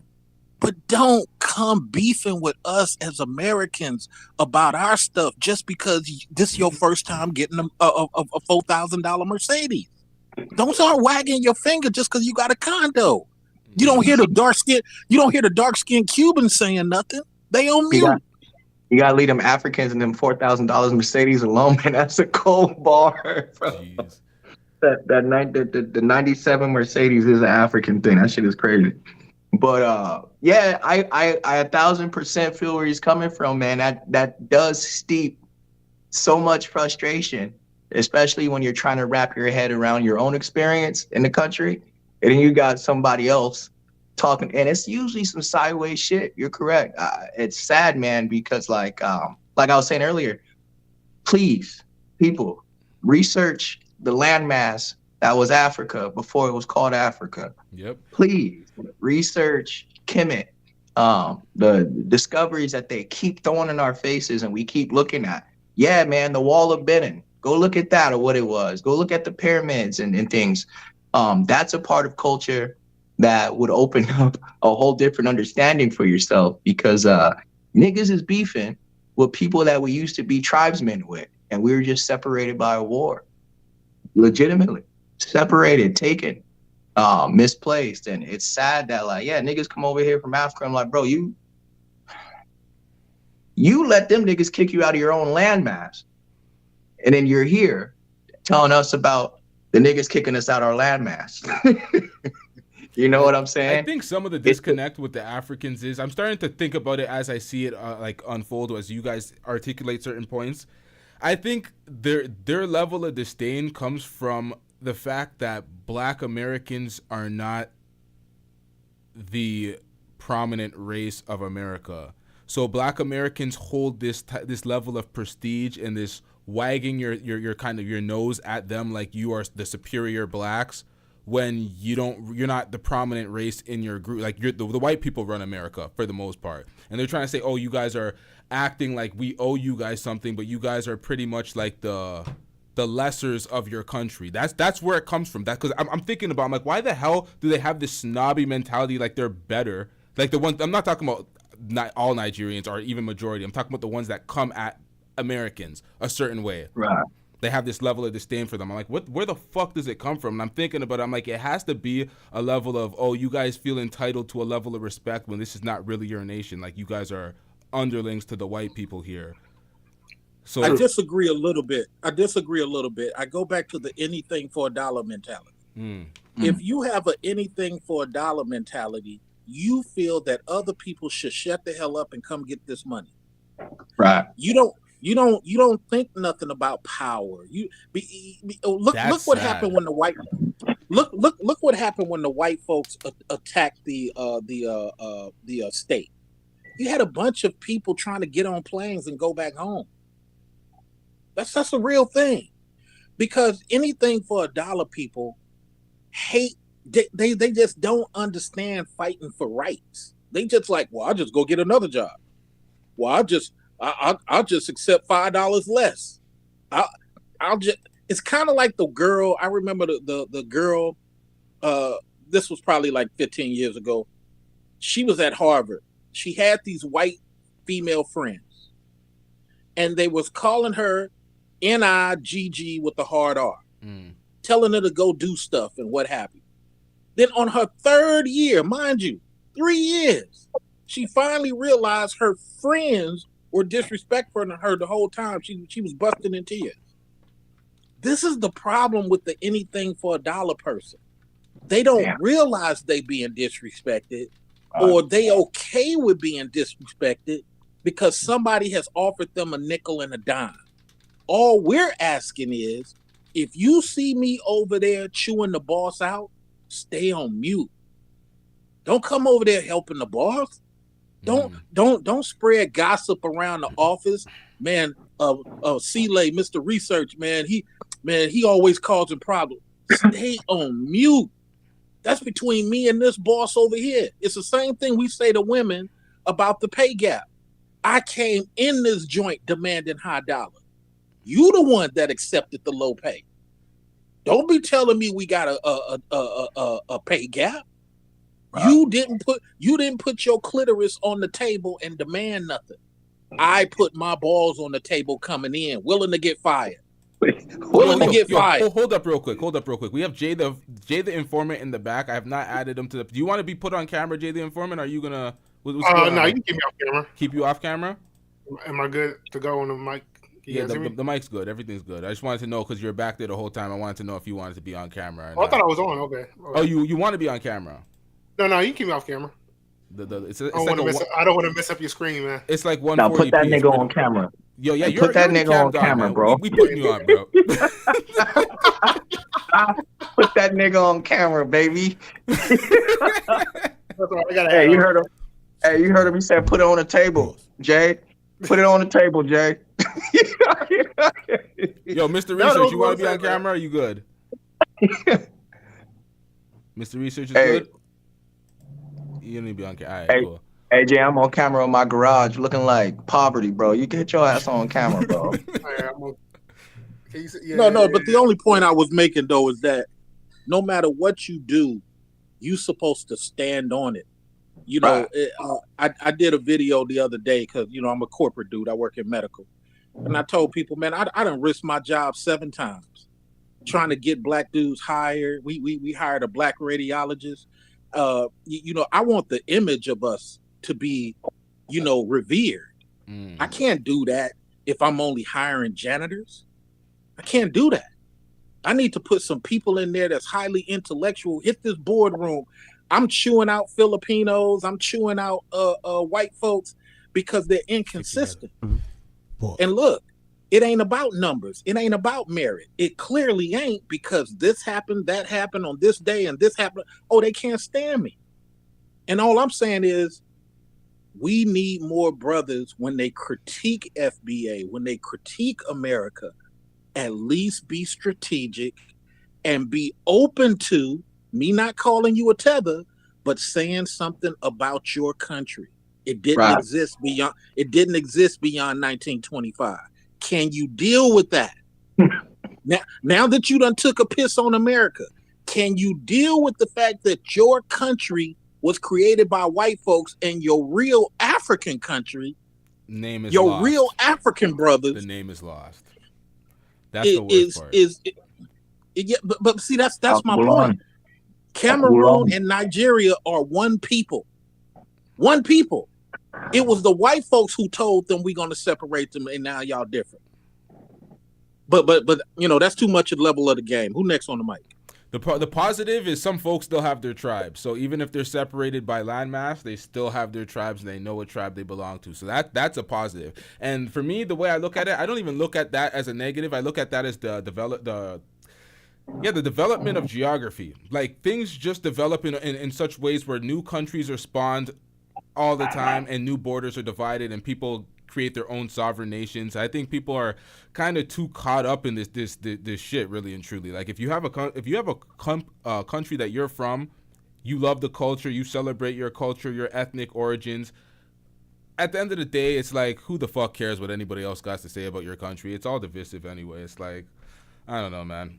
That's where I'm at with this. I'm not against shitting on other people's countries, especially other black nations. It's like, what are we doing out here? There's too much money to be made on positive shit. It's true. Positive shit don't always sell though. But I get his point. And one thing that I don't like, I'm not going to be able to get because when he talks about like the conservative, I forgot his name, the Nigerian guy and all that. It's in their best interest to come over here and make this type of content because there's a bigger audience. Like you guys said already, there's more white people than black people. So it'll sell to these conservatives more than, you know, it'll sell to black people. And why would he say he's a Nigerian? Why would he separate himself from saying he's like a Nigerian instead of saying he's a black American? Because, you know, technically he is, when that's what's going to sell. You know, so you're never going to be able to stop these people from doing that. I can understand we want to make sure that I guess we respect each other and everything like that.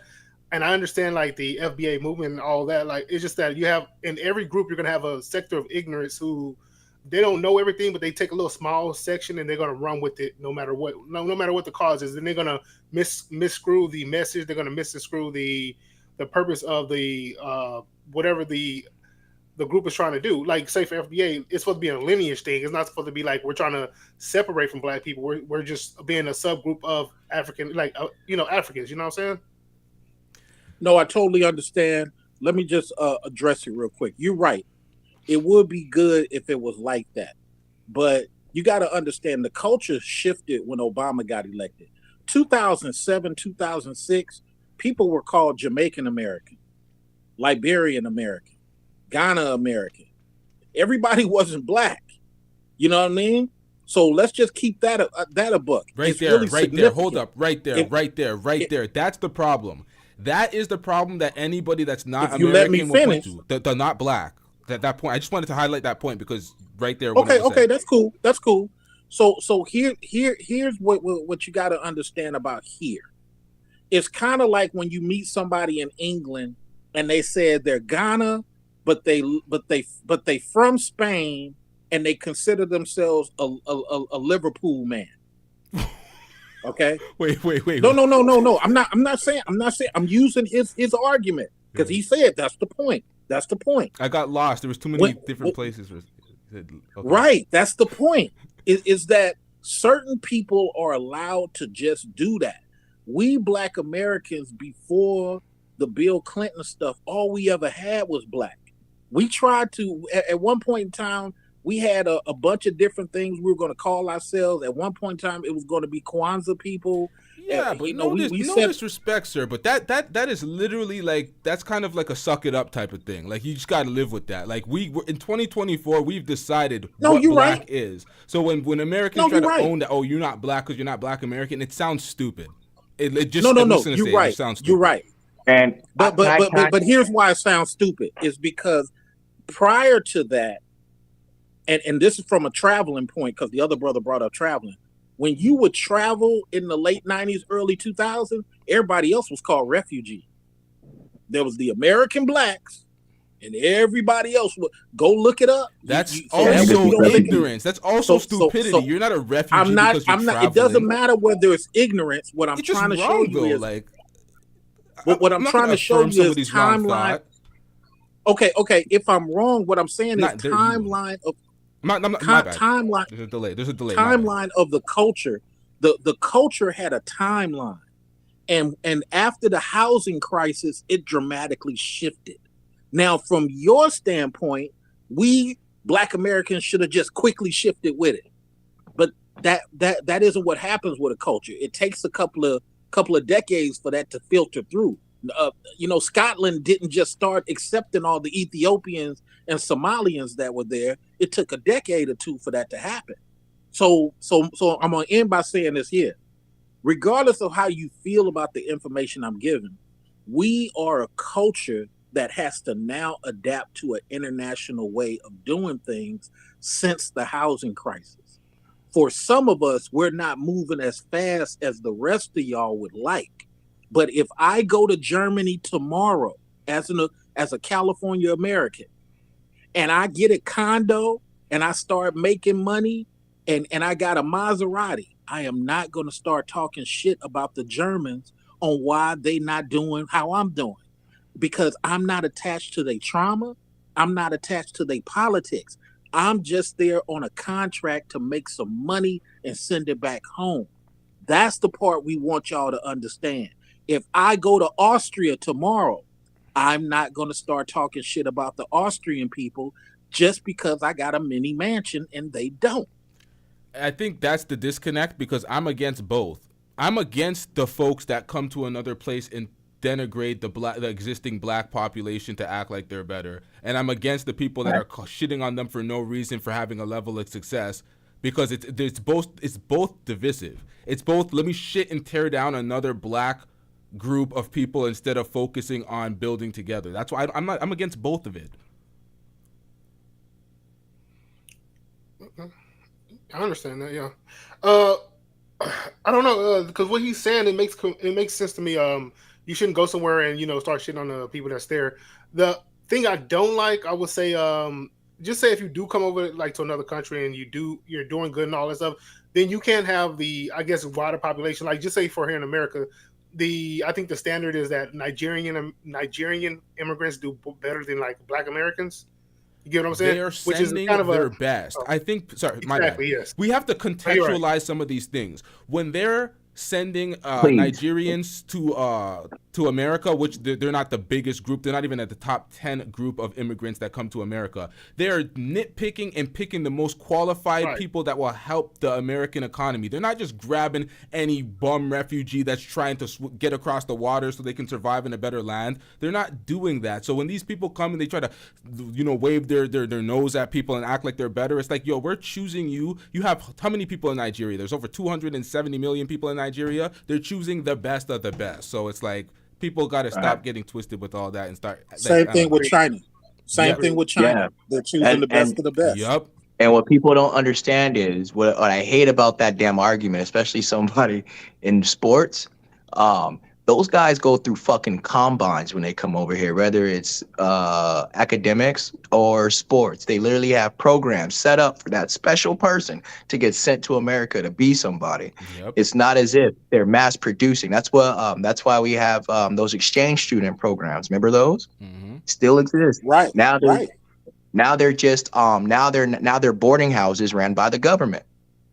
So now they're really picking who's going to come here, and they're really going to enjoy the guy who has a disdain, who looks like a Black American from a different country, but doesn't have any tie to him. And I love this moment because I waited to say this, because there's a fuck nigga I did research on, and he's one of them. Duke the Don, like my nigga. This nigga literally said, and Duke can be mad at me because I'm still waiting for him to come to Ontario so I can slap the kufi off his head. Duke said, I'm not Black, I'm Nigerian. That's what he said. LT posted it. I'm not Black, I'm Nigerian. Yep. My nigga, you're Black. You got a big ass eggplant nose. You look like a gorilla in the mist, and you musty. You're going to get the same treatment by LAPD we do. But that's the mentality that they look for. A lot of these guys that come in are actually plants. I'd rather call them plants than tethers, because when you have to deal with them inside of a business aspect, that's what they act like industry plants. That's the guy that's going to speak up against a Black issue. No, I don't think you need more time for this. No, I don't think you need a raise. I did it, and I'm from Africa. You know what I'm saying? Oh man, I hate that. Hey, I like I that. hate that. I like that. Plants instead of tellers, man. I like that, man. Yeah, you should call them plants. Well, this is why I call them anything for $1 people, because it's like, how can you say, and this is polite fire. This is not me coming at nobody. I'm talking about the theory that people say when they say most successful or blah, blah, blah. Give me the Nigerian hospital that's been built. Give me the Nigerian bank. Give me the African bank. He said Nigerian bank. You better cut it out. It don't exist. So yes, you came here just like the Arkansas and Mississippi blacks who's out here hunting possum to this day to try to get something to eat. You are doing the exact same thing they doing. You come here, you use your appearance to get something from this particular job or whatever. Okay, you get put. Don't think that is just your merit. Brother, I got 5 certifications, and guess what? I don't get half of the stuff that somebody who ain't even qualified get.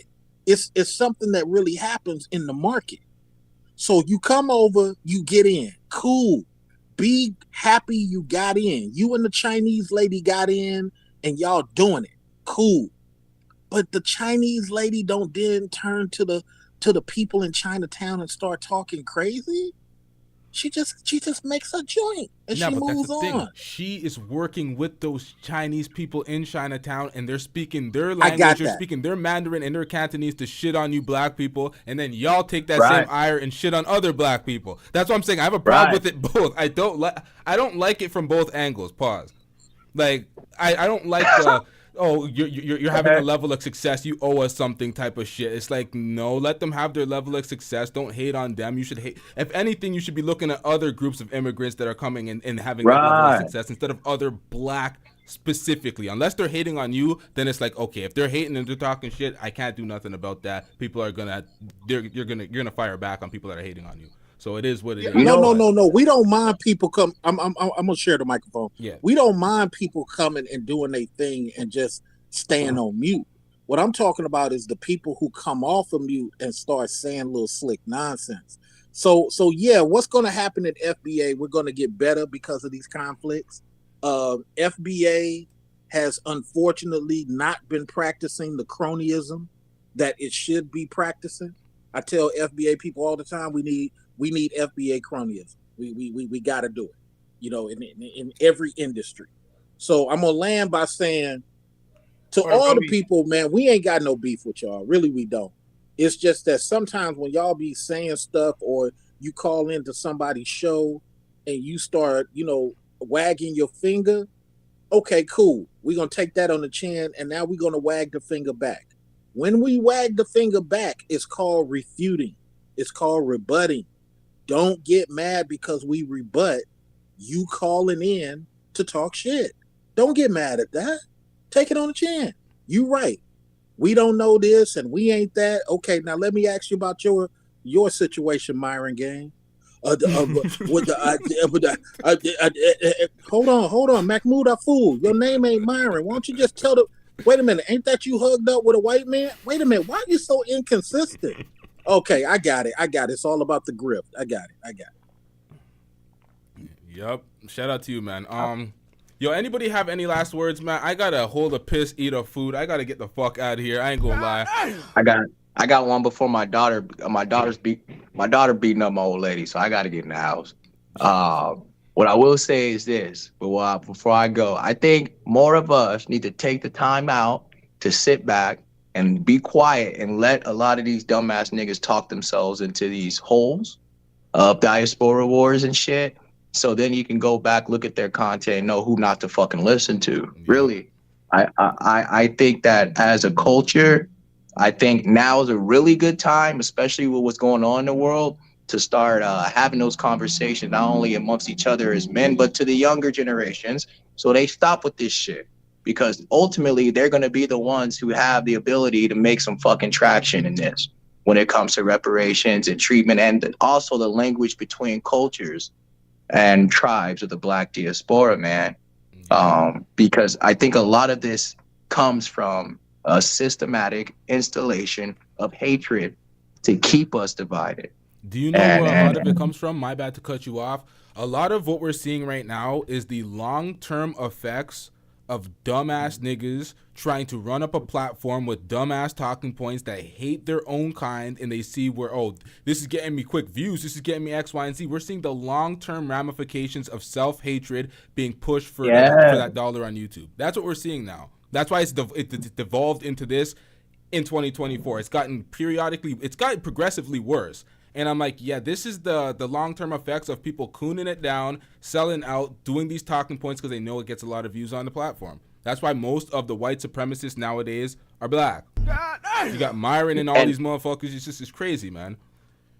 And people forget that selling out ain't just taking the money. Selling out is giving a piece of yourself to be used against your own people too, fam. 100%. That's selling a piece of your fucking soul, bro. 100%. So that's what I want to land on. That a lot of people don't get caught up in the politics, don't even get caught up on the money. If you focus on the culture, we're going to all realize we all have a lot more to fucking learn about each other. And now that we can communicate with each other and have these platforms, I think these are the conversations rather than fuck you, nigga. You say pawn, I say that. That shit's stupid, bro. Mm-hmm. It's the same thing with the Bloods and the Crips. It's the same thing with light-skinned nigga, dark-skinned nigga. It's the same thing with big house nigga, little house nigga. It's the same thing, bro. And at the end of the day, that's what keeps us on the same leash. So that's where I'm gonna land on it.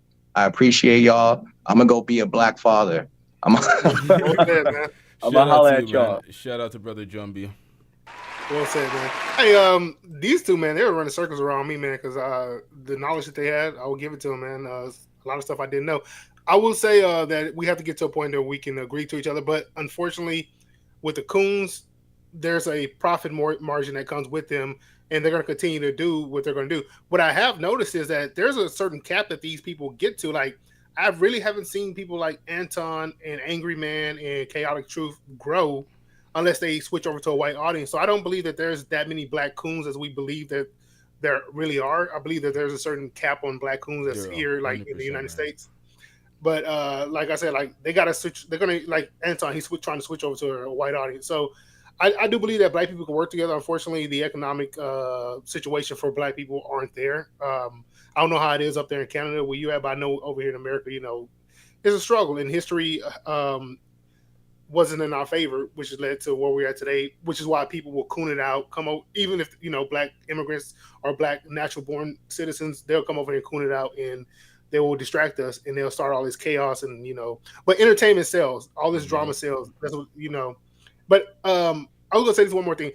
The thing about Pan-Africanism and why I'm not with it is because most of the Pan-Africanists I see, besides like people like Minister of Wellness, most of them I see, they're freaking idiots. They don't do anything. They say they collect money. They say a bunch of nonsense. Like Pan-African Strikes Back. Most of his videos are about Tariq Nasheed, not about Pan-Africanism.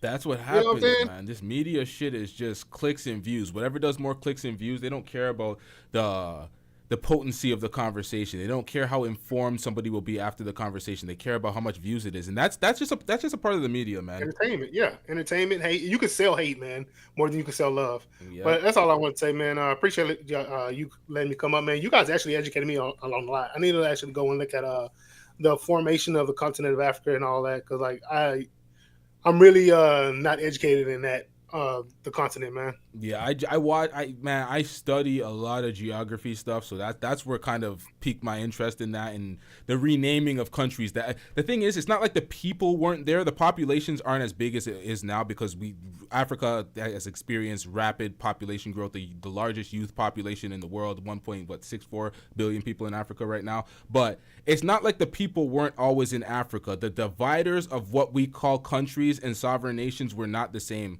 as they are now, and they weren't in 1920. Like as Mr. Research said, back in 1920, it was not the same, and it's like a lot of it was controlled by colonization. And the reason why Ethiopia is the only country that stays the same name, same shape, same everything, is because they were not colonized. And I learned a lot of this shit by doing the show and talking to y'all. So shout out to everybody that calls in. Shout out to people that are informing me. Shout out to the features. Just meeting the features on YouTube, opened me up to a lot of new information and a lot of books that I've kind of read up on. So shout out to the features. But yeah, I gotta get out of here, Jay the Informant. Shout out to you and everybody in the panel. I gotta take a piss so badly, y'all. We wrapping this up, chat. We don't even have an outro. We just out this bitch.